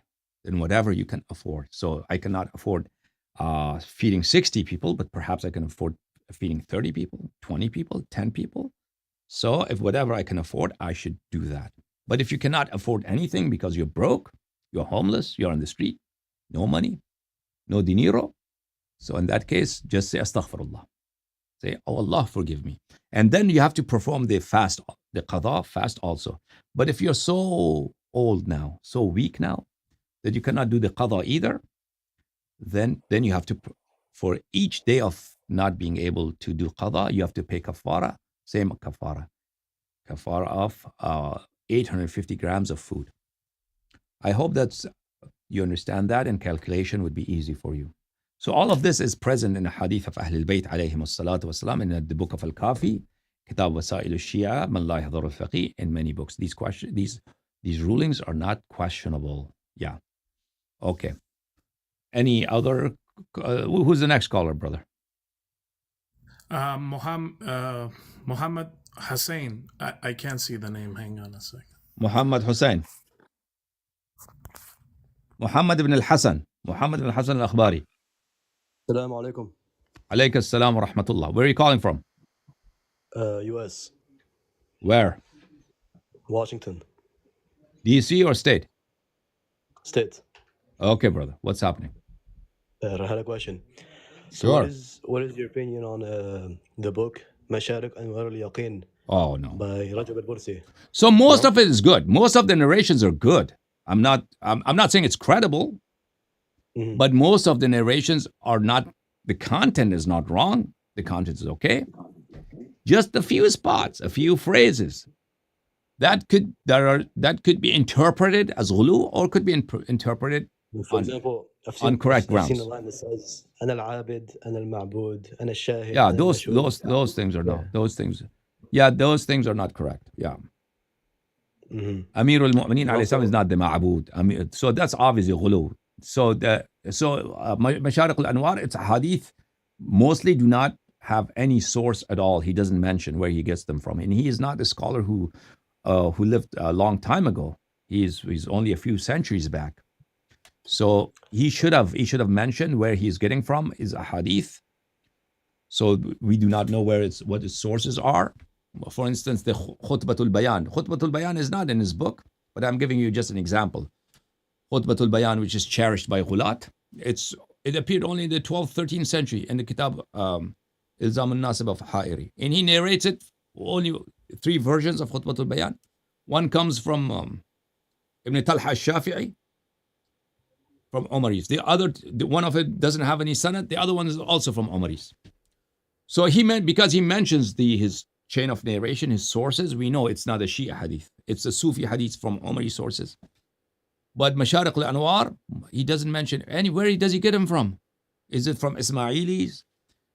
Does he get his hadith from Ghulah? Does he get them from Sufis? We do not know. Obviously, he's not taking them from Shia sources. That's very obvious. Because these ahadith that he brings them, they are not present in Shia sources, such as Al-Kafi, Kitab al-Basair al-Darajat, Kutub of Shaykh Saduq. So where does he get them from? Therefore, these ahadith are not credible. Those ahadith which he narrates solely, exclusively. There is no other source for them. But those ahadith which are common in his book and other Shia books, those are obviously they're correct. And Rajab al-Bursi himself, was he a Ghali or a proper Shia? Absolutely. Ghali and Sufi. All right. Khair. No. May Allah bless you. Okay. You take care. Brother Hassan, open your mic, please. Mr. Hassan. Assalamu alaikum, Sheikhna. How are you? Good. Alayka salam. Where are you calling from, brother? I'm calling from Perth, Australia. Thank you for calling. What can I do for you, brother? Yeah, today quite upset. Just saw a video of Sayyid Hassan Nasrallah, and he was like, one guy was saying, Assalamu alaikum ya Mawlai, Ibn Mawlai, and using the phrases of Ziyarat and Warisa for Hassan Nasrallah. Yeah. So I was quite upset. What they say us, if we recite Fazal, they say us Gali, but what Galu they are doing. So I agree with you. I don't like Hassan Nasrallah myself, so yeah. And I don't like Khamenei group either, so so I'm with you. So other than that, we have, like in every other countries apart from Pakistan, when the children come here in Australia, the parents ask them to go to the weekly madrasa or something, and in that they just teach them usul fiqh and all that things that are not quite necessary. Is it possible that in future your team can make a syllabus or any academic for the children that they can learn? So that is possible. That's possible, but I don't have any team right now to do that. So that will require manpower, staff. Yeah, and those things require a lot of work. to create a syllabus and maintain them and refine them and always update them. So that requires a lot of work. And that requires manpower, and manpower requires money because you have to pay people. You have to, and that's only fair because if you ask somebody to do something and he has expenses, you have to give him money, right? And not everybody can do it. So you have to. There are only select people who we can trust to create a syllabus. So that is a problem. That is a problem. But Sheikh, right now in the world, like people are after your hardworking people are focusing towards the hadiths, and they want their children as well to learn hadiths and the teachings of Ahlul Bayt rather than the teachings of Ijtihad. So there's a huge gap. So I wish in future we can see that your team is doing that, and there will be a lot of people to support it as well. Right now, there's no people to support that. Right now, it's nothing. Right now, there are some words here and there, but there's no support. So to make this practically happen, because I like to do that. I like to oversee such an effort. But you think there's support for that? I haven't seen any support for it myself. Let's just count me in then. Okay. Yeah. Thank you so much. Okay. Thank you so much. May Allah bless you. Brother Syed, open your mic, please. Assalamu alaikum wa rahmatullahi. Alaykum assalam, brother. Allah bless you. Allah keep you well. Sheikh Allahyari, I have a few questions. Sure. It's just I want to hear your opinion on certain matters. There's one particular scholar that I want to hear your opinion about, Sheikh Wahid al-Bahbahani. Qaddasallahu zarahu. What is your opinions on Sheikh Wahid al-Bahbahani? So he is a mujtahid, but Wahid Bahbahani is a mujtahid. So my opinion is the same thing about him as about the rest of the mujtahideen. What's your opinion on the rest of the mujtahideen? And for what reason? Left. They've gone left. Zati Shimal. Yeah. No, what's the reasoning for saying that mujtahid? Oh, because the whole Ijtihad company is imported from Umaris. The Ijtihad from Sheikh Wahid al-Bahbahani, I'm sure you've read his books, and I'm sure he proves... Not just them, Ijtihad bil-Rai, Ahl al-Bayt alayhim as-salatu was-salam have time and again warned against it. It's the worst fisq possible in religion. So there are many lectures in my Arabic channel about Irshad al-Ibad ila Butlan al-Ijtihad. No. So, but let's say, for example, the companions of Imam al-Sadiq, Salamullahi. They were not mujtahids. They were narrators. They were not mujtahid. They considered ijtihad fisq. They allowed the companions to give fatwa, right? No, absolutely not. Not the fatwa that you understand today. Fatwa literally means to answer. And they used to answer questions by narrating hadith, either literally or by meaning. So they would come to a conclusion via ijtihad. The companion would not always... No ijtihad. No. So you do not know what ijtihad means. So a lot of people talk about ijtihad. They think it's a good thing, but because there are different professions, different functions in the world that you understand what they are. If I tell you Mr. Zaid is a chef, you know actually what chef means. What does a chef do? You know that. If I tell you Mr. Zaid is a manager at a restaurant, you have a good understanding what the job encompasses. What does he do? If I tell you Mr. Zaid is a software engineer, you know. You have an idea what does he do. If I tell you Mr. Zaid is let's say, Mr. Zaid is a carpenter or a construction worker, you know. You have an idea what it means. But when they say he's a mujtahid, it's ambiguous. People don't know what it is. They think because all these famous scholars, respected scholars, they do ijtihad, it must be something good. But they don't know what it is actually. So ijtihad, you have no idea what it is. Nobody has ever defined to you. All they know that it takes years of training to become a mujtahid. But suffice me to say that ijtihad is in the madhab of Ahlul Bayt alayhim as-salatu was-salam, in the hadith of Ahlul Bayt alayhim as-salam, is a major sin, a fisq. But now is not the time for me to explain this because because I'll have to talk for 20 minutes, 30 minutes on explaining this, and I don't want to talk about it right now. But if you bring one of your scholars, one of your ulama to debate me, would engage a good, beneficial, respectful discussion, what ijtihad is, I'll be glad to engage in that discussion. And nobody will come. Nobody will come because why? Because usuli scholars are so unlearned, so unread, because it's a tragedy. Because they are scared, really, on these issues to talk to anyone. It's very far-fetched to say that Usuli scholars are Oh, absolutely, absolutely. See it because it's utter.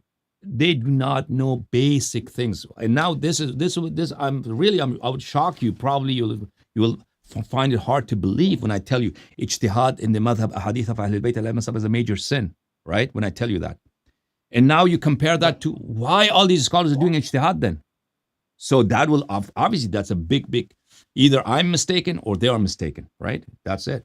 So I'm telling you, these famous names that you know, and they are mujtahid and they are doing ijtihad and they think they're doing something good. Let's go to the basics.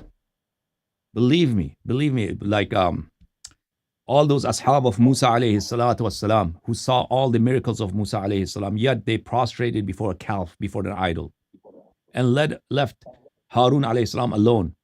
And Harun, no matter, said that this is shirk, do not pray to this false god. They did not listen to him.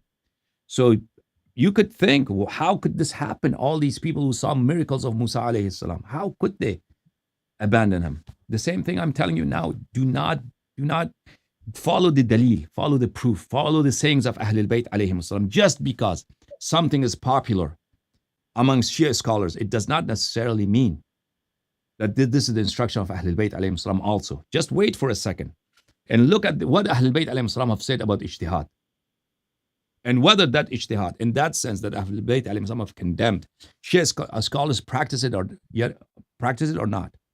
So it is my contention, and I've certitude to this regard, that Shia scholars do not understand hadith, and they do not read hadith.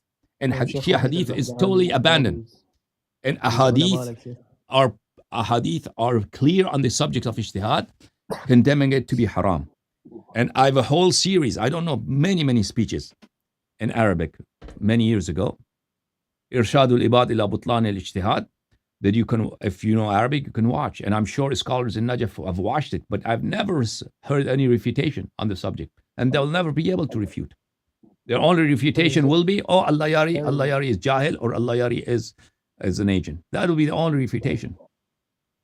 But, it's very far-fetched to say that scholars like, for example, Sheikh Wahid al-Bahbahani, you can go through their books and they bring many proofs for ijtihad, using, for example, hadith. If that is the case, you should not have any problem to invite so there are tens of thousands of Shia scholars running around everywhere. You shouldn't have any problem if ijtihad is so sacred and so easy to be proved to be valid, to bring, and we can arrange a debate. We can arrange a discussion. Sheikh Ahmed al-Imami, I'm sure you've heard of Ahmed al-Imami. Would you debate him on the matter of ijtihad? Yeah, sure. On the subject of ijtihad, he will never come. He will never very but you're welcome to invite him. Okay, but I think it's very far to say that. These people, you do not know me, but a lot of these scholars, they have listened to my lectures, and they know that I've shattered their idols. The idols are shattered. Marja'iyya is shattered. Ijtihad is shattered. They know that, but they cannot admit it, because if they admit it, then they will be discarded in the hawza. Their salaries would be cut off, and they will not be invited for speeches or interviews. And the Shia world will abandon them, and the people are not willing to accept, to sacrifice their personal comfort for the truth. So you're saying, so you can test it. Go invite your scholars. So ijtihad. So test me on this. Because ijtihad. Because, first of all, you have to understand, ijtihad and its validity is not unanimous in Shia world. There are two schools. You understand that, right? The schools of muhaddithin and the schools of mujtahidin. You should understand that. So it's not something that's clear cut that ijtihad is valid. There is a very strong tradition in Shia scholars, although today it's abandoned and forsaken. The school of muhaddithin from day one, they condemned ijtihad. They did not believe in ijtihad. And then there's the school of mujtahideen, which came to existence later, after 6th century. Before 5th century, there was no ijtihad at all. That's the history of Shia world, Shia madhab, which you do not know. So which of these two are true? Which two of these two madhab has been authenticated and validated and recommended by Ahlul Bayt alayhim salam? That would be the criterion of truth. So test me. Okay. So you're welcome to. For example, the concept of, and that is suffices for mujtahideen in Maraji that their school is batil and void, that they are not willing to converse, they are not willing to discuss these issues. Hawza of Najaf is huge. Hawza of Qum is huge. They're funding millions, not millions, tens of millions of dollars or hundreds of millions of dollars per year. Why are not they willing to discuss these issues? No, they are willing to discuss. Because I tell you why they're not willing to discuss these issues in the public. Because so where are they? I'm Please. Sure they're willing to discuss. Yeah. So if you're sure, then you should not have any trouble to find someone tomorrow, next week, after Ramadan. But you will not find anyone. Okay? You will not find anyone. But so why are not they're not willing to discuss? Because this is a house of cards. Because they know how fragile it is. Just like Umari scholars, they are not willing to discuss the kufr of Umar. They know. They engaging in the debate. Just engaging in the debate brings them humiliation, and they will not be able to defend it. It's you can't use the example of Umaris or Sunnis, whatever you want to call it. Of course I can. Of course I can. This is the same thing. Same thing. Just as the butlan, the invalidity of Umar's Islam, Umar's Khilafah is self-evident, Ijtihad in Marja'iyya is worse than that. Okay, of course I can. But I think absolutely. The analogy is in place. Yeah. Shia, okay. I'm talking about Shia, history of Shia. Shia. Any Shia who abandons the path of Ahlul Bayt alayhim salam is no Shia anymore. Yes, of course. Yeah, I'm with you on that. Yeah. Let's say, for example, the concept of. So this is a serious question every Shia should ask. The school of Muhaddithin, that they disavow Ijtihad, such as Kulaini, such as Saduq, such as Mufid, all these great scholars, outstanding scholars, towering figures. Are they wrong? Or something that came into existence centuries later? That is valid. And what's the controversy? Okay, it's worth studying. And those people who do not allow you to study, to talk about it, of course, they know something. And that is, their house of cards will fall. Okay, brother, let me take the next caller. May Allah bless you. Okay. You have anything to say? I guess not. I was going to ask you because I was just getting cut off constantly. But Isalat al-Ibaha, for example, I'm sure you've studied usul and ilm كل شيء لك مطلق. You don't need to study usul. كل شيء لك مطلق حتى يرد فيه نهي. هذا حديث. I just want to make one point. Isalat al-Ibaha, does that come under ijtihad? So no, that's not a matter of ijtihad, because you obviously you are not a mujtahid. And if I tell you this is a hadith of Ahlul Bayt alayhim salam, any taxi driver, any truck driver, any dishwasher, I tell him, explain to him, كل شيء لك مطلق حتى يرد فيه نهي. Everything is permissible for you until Ahlul Bayt alayhim salam clearly prohibit that it's not allowed. So is this person that doesn't know Arabic, doesn't know usul al-fiqh, is he a mujtahid? Of course not. Can he understand this hadith? Of course he can. Can he apply this hadith in his daily life? Of course he can. Everything is halal unless Ahlul Bayt alayhim salatu wasalam have clearly prohibited it. So therefore, this is not a matter of ijtihad. Okay? And this is not a case of ijtihad. This is not a case of ijtihad. And people who understand hadith of Ahlul Bayt alayhim salam, they are not mujtahids. Okay? Okay, that's what they're muhaddith. Okay, they are scholars of hadith. So okay, you take care, brother. You take care. Let me take the next caller. Allah bless. Sayyid, if you bring your scholars, I will give bring them your scholar. Bring your Maulvi. Bring your Maulvi. Bring your Hujjatul Islam. I'll be. I'm sure you can. I'll be very pleased to discuss with them. Okay, tell them stop lying that Allahyari curses and Allahyari swears at us. That's not true. That is just like the people of Mecca used to say about the Nabi sallallahu alayhi wa sallam that he's a liar, he's a sha'ir, and he curses our gods. That's not true. They cannot face dalil. That's the truth of the matter, okay? Time to shatter the idols. Yeah. Next caller, please. A liking, open your mic, please. Assalamu alaikum. Alaikum salam, brother. May Allah bless you. Who's the caller here? It's Hussein from Chicago. Hey, what's happening, Hussein? How are Hussein. you, Sheikh Hassan? Good. May Allah bless you. Allah keep you well. May Allah accept your sawm. Sorry. Your fast.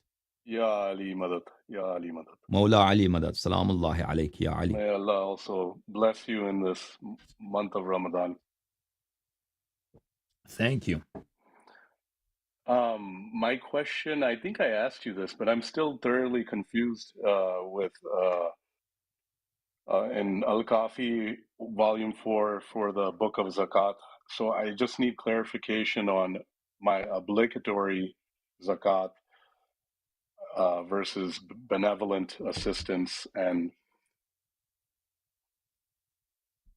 essentially, when you have 401k and savings and dollars, what's the obligatory zakat? So obligatory zakat is on those objects that have been enumerated in a hadith, such as having a certain amount of raisins or wheat or a number of camels or sheep or goats and dates and the like. And of course, gold coins and silver coins. Other than that, is spending money in the path of Allah, that is zakat, that's sadaqah. So that would be recommended, but those recommended is strongly emphasized by Ahlul Bayt alayhim as-salatu was-salam. So today, most Shias living in the West, even Shias living in the Eastern countries, because it's very rare for a person, although it's possible, people who live in the countryside, to have so much harvest of raisins or so much harvest of wheat or have a herd of camels. Those are mostly for dwellers in the cities. That does not happen unless you have gold coins or silver coins, which also is not common. Other than that, you don't have the zakat that's obligatory on you. But zakat in terms of spending money in the path of Allah to strengthen the madhab of Ahlul Bayt alayhim as-salam, to help out Shia, that's obligatory. That's one has to do, perform them. That was my follow-up question. Yeah. And zakat, it should be given to help, it should be given to help other Shia brothers and sisters, correct? Mm-hmm. Yeah. Okay. Yes.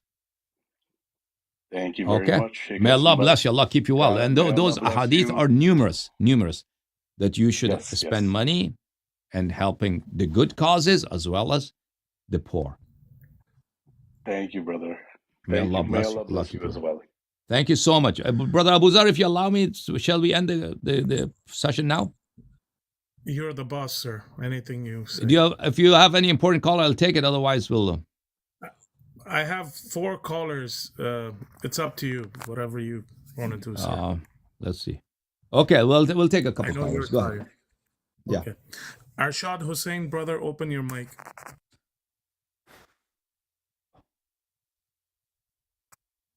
Muhammad Amin, open your mic, please. Assalamu alaikum wa rahmatullah, Shaykhna. How are you doing? Alaykum assalam wa rahmatullah. May Allah bless you. Allah keep you well. May Allah keep you, accept your fasts and your salah as well. Thank you for your live call. Very illuminating. Thank you very much. Shaykhna, since you opened the whole topic of taqleed in Farsi, Arabic, Urdu and English, I've noticed there's a huge uptick in the Usuli sheikhs in the programs kind of preaching taqleed as an emergency thing. So they try to plug it in Muharram Majalis, wherever they can, and sometimes it's not even relevant to the topic, but they have to bring it up. And recently, I think one of the scholars in the US, and you might be familiar with them, the Qazvini family, they are doing some sort of series where they talk about aqaid, and in one of them they talk about taqleed. And I think in one of the sessions they make this claim, and I've heard this from other scholars as well, that taqleed was a very, very common thing during Ahlul Bayt alayhi salam's time. For example, Imam Sadiq alayhi salam, and Ijtihad, sorry. Imam Sadiq alayhi salam had his scholars doing Ijtihad for them in different cities, and people would just believe it. So if you had to say some refutation, so the lies of Usuli scholars are ceaseless, and their ignorance is unfathomable ocean. This assertion that there was ijtihad in the time of Imams alayhimus salatu wassalam, where's the proof? And who was the marja? Who was the mujtahid? And what books of fatwa did they have? And how unfortunate a person would be if Ja'far Sadiq alayhi salam is there and you're doing taqleed of someone else. How erroneous would that be? So these are just lies. Just always remember one thing. Whenever you bring something about the madhab haqqa, for instance, an atheist talks against Allah's existence. He doesn't have any proof except he has to lie. Lies, and being unreasonable. That's the only way he can talk against God. And if he's talking about Nabi sallallahu alaihi wasallam in negating his prophethood, that cannot be done by telling the truth. That could be done only by lying and by not following reason and common sense. And that applies at every element of this madhab. If somebody wants to deny the imamat of Ahlul Bayt alayhim salam, again, this could be only established if one falsifies and lies. By telling the truth and being reasonable and by being honest, the imamah of Ahlul Bayt alayhim salam cannot be doubted. Now, on the same token, to establish ijtihad, it could be only proven and could be proven sufficiently and satisfactorily if lies and false things are accepted as facts. That's the only way. So this thing that there were ijtihad at times of Imams alayhim salam, this is a commonly told lie. And books of mujtahideen are full of grand mujtahideen, are full of admissions that there was no ijtihad, there was no taqleed at the time of the holy Imams alayhim salam. And if anybody goes to my lectures on taqleed, there are very, very detailed lectures on this topic, just presenting admissions and acknowledgements from grand mujtahideen, famous mujtahideen, such as Khuyi, such as Naini, such as Mirza Shirazi, such as Muhammad Hussain Hilli, Sistani's teacher, and many, many others, that they, time and again in their books, they've admitted that there was no ijtihad in taqleed at the times of the Imams alayhim salam, and ahkam, rulings, were propagated and taught and disseminated by dissemination of ahadith, by narration of ahadith. So, and then Shaykh al-Tusi, in his muqaddimah of his Mabsut, clearly says that we do not have any ijtihad in Shia at the current time, and Shaykh Tusi died at year 485. And we do not have any books of fiqh, and we do not have any books of fatwa. And for that very reason, the Umari scholars, they taunt us, and they blame us, and they make fun of us that Shias do not have any fiqh. Shias only follow hadith. And he says that it's my desire to write a book of fiqh just in order to counter this taunting of the Umaris that Shias do not have any fiqh. So, and therefore, I'm writing this book, Mabsut. However, he complains that I'm not very encouraged to write this book because Shias do not appreciate this. Shias were not going to follow my book because Shias only follow nusus, ahadith of Ahlul Bayt alayhim salam. So Tusi died at 485. So he wrote Al-Mabsut perhaps at year 450, 460, maybe when he was 50 years old or 60 years old or something like that. So at that time, there's clear admission. There was no ijtihad and there was no taqleed. And if you go to my lectures, so there's abundant amount of proofs with that regard. Now, the claim that they say that there was ijtihad at the times of the Imams alayhim salatu wasalam, all these are misinterpretations of ahadith and mistranslations of the accounts, such as the hadith, يا أبان اجلس في المسجد وافتل للناس فإني أحب أن يرى في شيعتي مثلك, that Aban go sit in the mosque and answer people's questions. So Aban was a narrator, not a mujtahid, and he was answering people's questions by narrating a hadith. So they would call this, oh, look, there's ijtihad and there's taqlid. However, there are plenty of admissions from mujtahideen themselves that this doesn't mean they the technical fatwa that we use in our jargon today, this fatwa in the hadith of Aban, this means just answering by narrating hadith, and this is not ijtihad and taqlid. So this is just a trick to keep the awam, the common folks, in the bounds of taqlid, in the chains of taqlid, so they do not open their eyes. And of course, they can be successful. These preachings could be successful because they have all Shia institutions, all Shia members, all Shia tribunes are in the control of these scholars who don't fear God about lying about Ahlul Bayt alayhim as-salam. Okay, brother. Who's the next call? Oh, sure. My pleasure. Alama, we have, I don't know if he's a scholar, I think. Abu Hassan, open your mic. Abu Hassan, come on over. Assalamu alaikum wa rahmatullahi wa barakatuh. No, I'm not Alaykum a scholar. salam, brother. Just You're a big scholar? No, absolutely not. I heard you say something very beautiful, actually. You said a Shaykh al-Saduq and a Shaykh al-Mufid, and all of those classical scholars cannot be wrong when they agree on something. Is that right? I did not say that, if they cannot be wrong. I did not say if they're wrong. I said, were they wrong? They did not believe in ijtihad, and they did not have ilm al-usul. Yeah. Because they all agreed upon that. Is that true? Upon what? Upon what? That they don't believe in ijtihad. Sure. Yeah, so that's why they cannot be wrong, because all of them agreed upon that. No, I don't believe in that. Those are not my words. You are attributing to me. I do not consider ijma. If I've said it, then let me rephrase it. I do not consider ijma, in which the ma'soom is not included, to be infallible. But I said that it's a matter of question that every Shia should ponder, that these great scholars, these towering figures, were they all wrong? Al-Kulaini, Saduq, and the like. They did not believe in ijtihad. Could they be all wrong? Those are my exact words.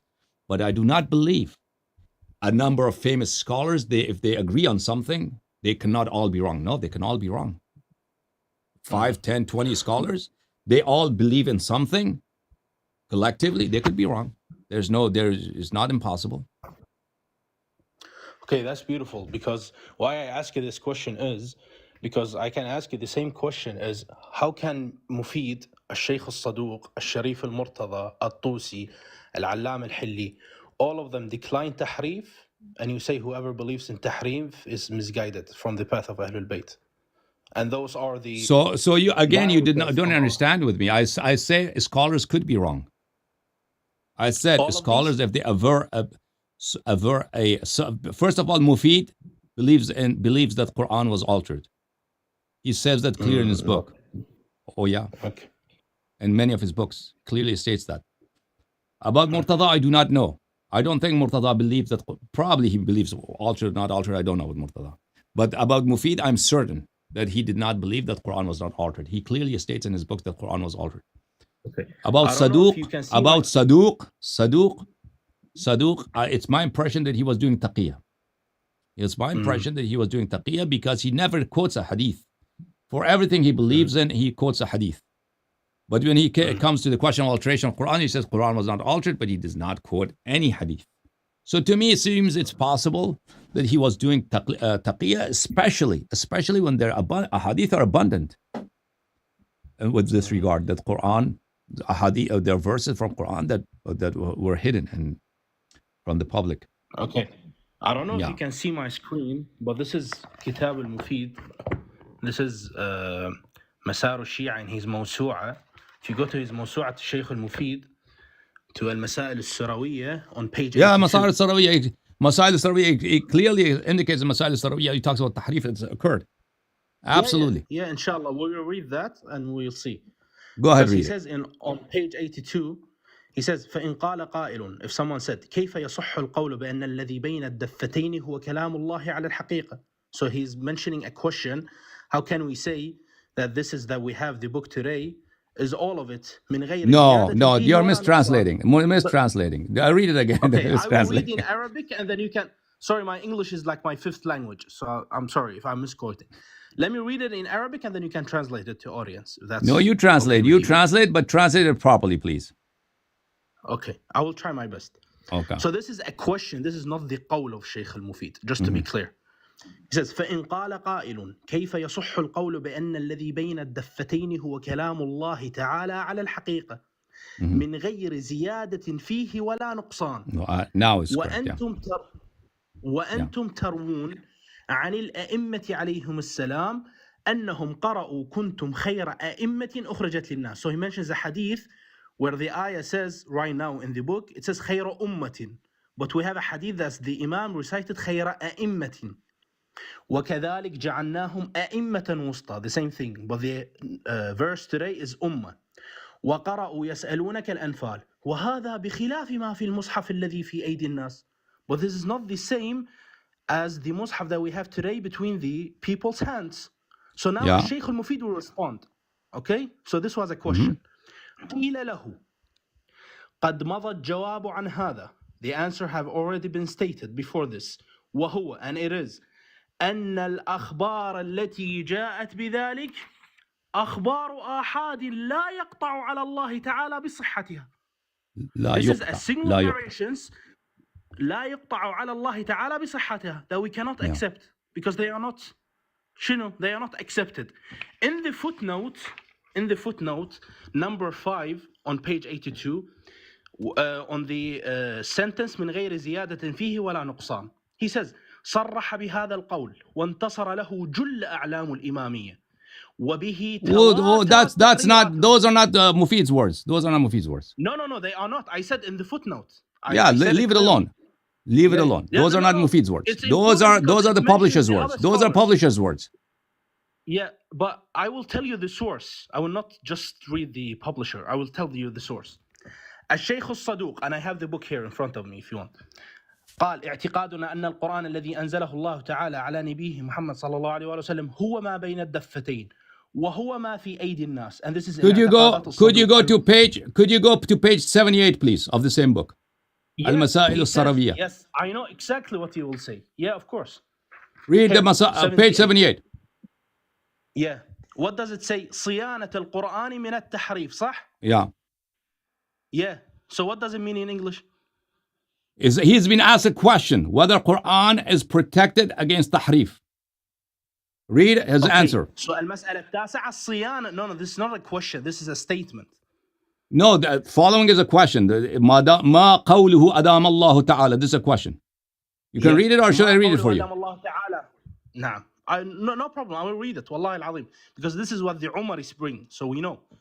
أهو ما بين الدفتين الذي في أيدي الناس أم هل ضاع مما أنزل الله تعالى على نبيه منه شيئا أم لا؟ وهل هو ما جمعه أمير المؤمنين عليه السلام أم ما جمعه عثمان بن عفان على ما يذكره المخالفون؟ الجواب لا شك أن الذي بين الدفتين من القرآن جميعه كلام الله تعالى جميعه وتنزيله جميعه تنزيله. Yeah, there is a ضمة over الهاء. وتنزيله. See, it's a ضمة. I don't know if you can see my screen. It's a ضمة حبيبي.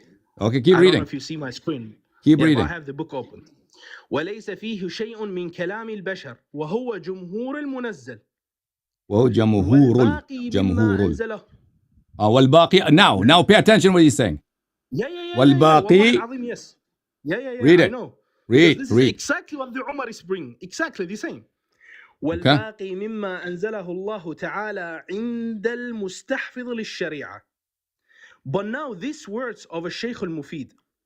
Now translate this. Now translate what you read. Yeah, of course I will. Wallah al-azim, I will.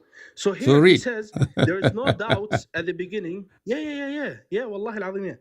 There's no doubts in the beginning, he says, that the words in the Quran that we have today in the Mus'haf, they are all of them Kalamullah. زين؟ وتنزيله, and the revelations. وليس فيه شيء من كلام البشر, and there is no add-ons from any humans. صح ولا لا?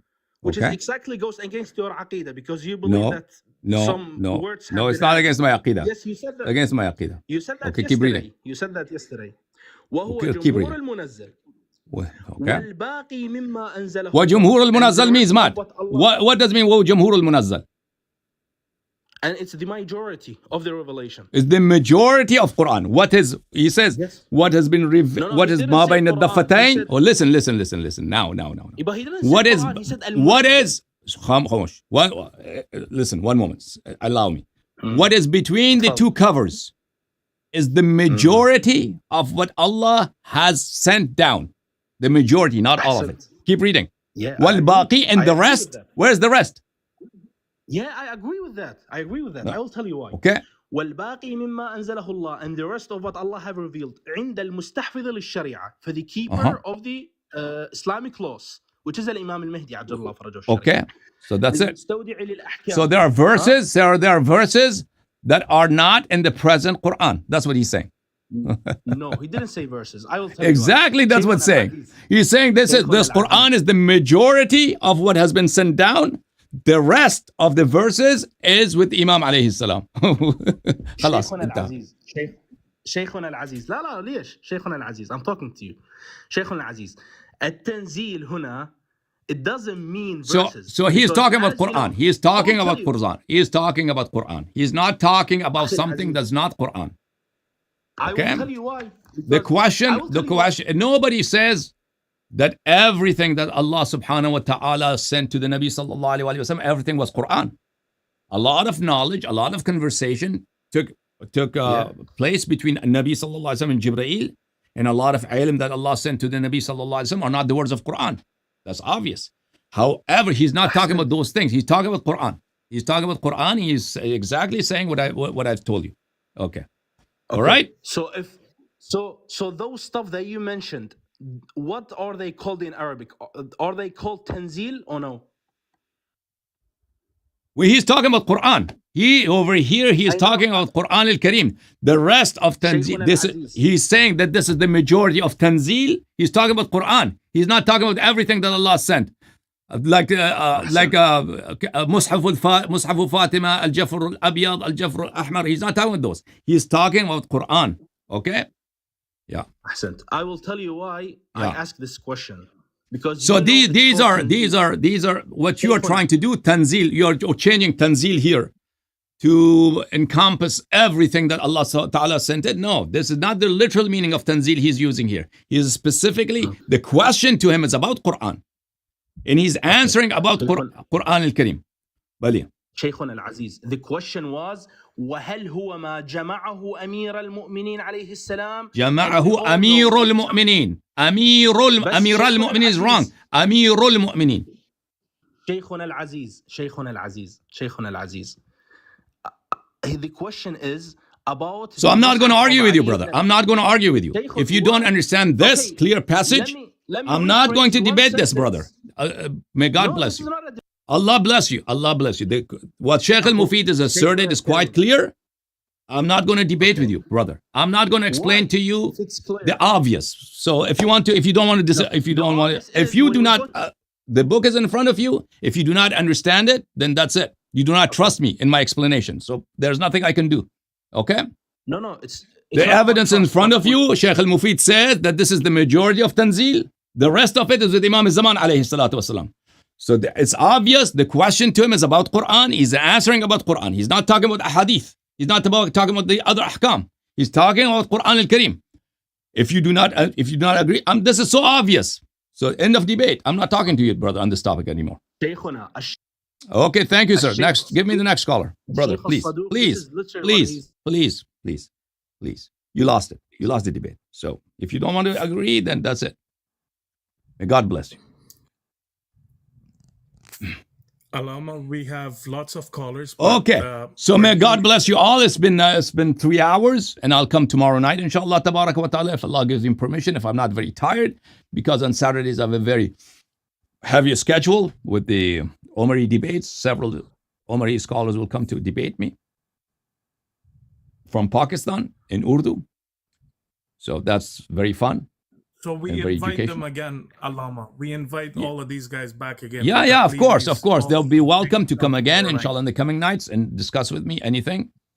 Hussein. So the important thing is, those brothers who say, or those Shia scholars, Shia,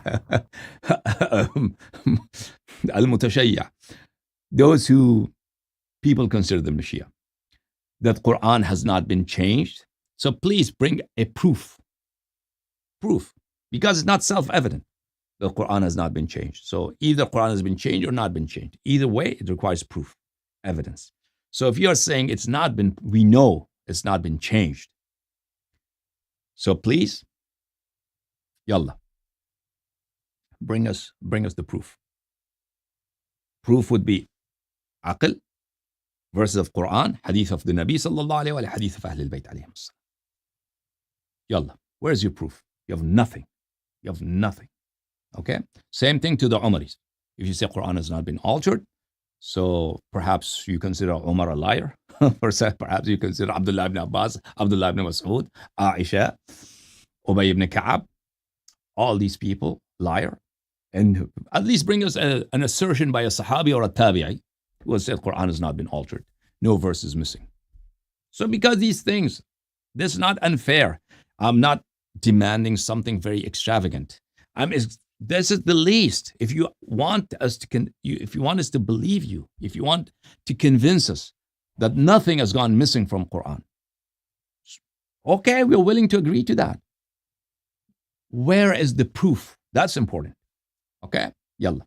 Thank you all. May Allah bless you. Allahumma salli ala Muhammad wa ali Muhammad. Allahumma kun li waliyika al-Hujjat ibn al-Hasan. Salawatuka alayhi wa ala aba'ih fi hadhihi as-sa'ah wa fi kulli sa'ah waliyan wa hafidha wa qa'idan wa nasira wa dalilan wa 'ayna hatta tuskinahu ardaka taw'a wa tumatti'ahu fiha tawilan. Allahumma salli ala Muhammad. Hussein. What a beautiful name. Ya Hussein. Allahumma salli ala Muhammad wa ali Muhammad. May Allah bless you. Allah keep you well. You guys all, please have a good night.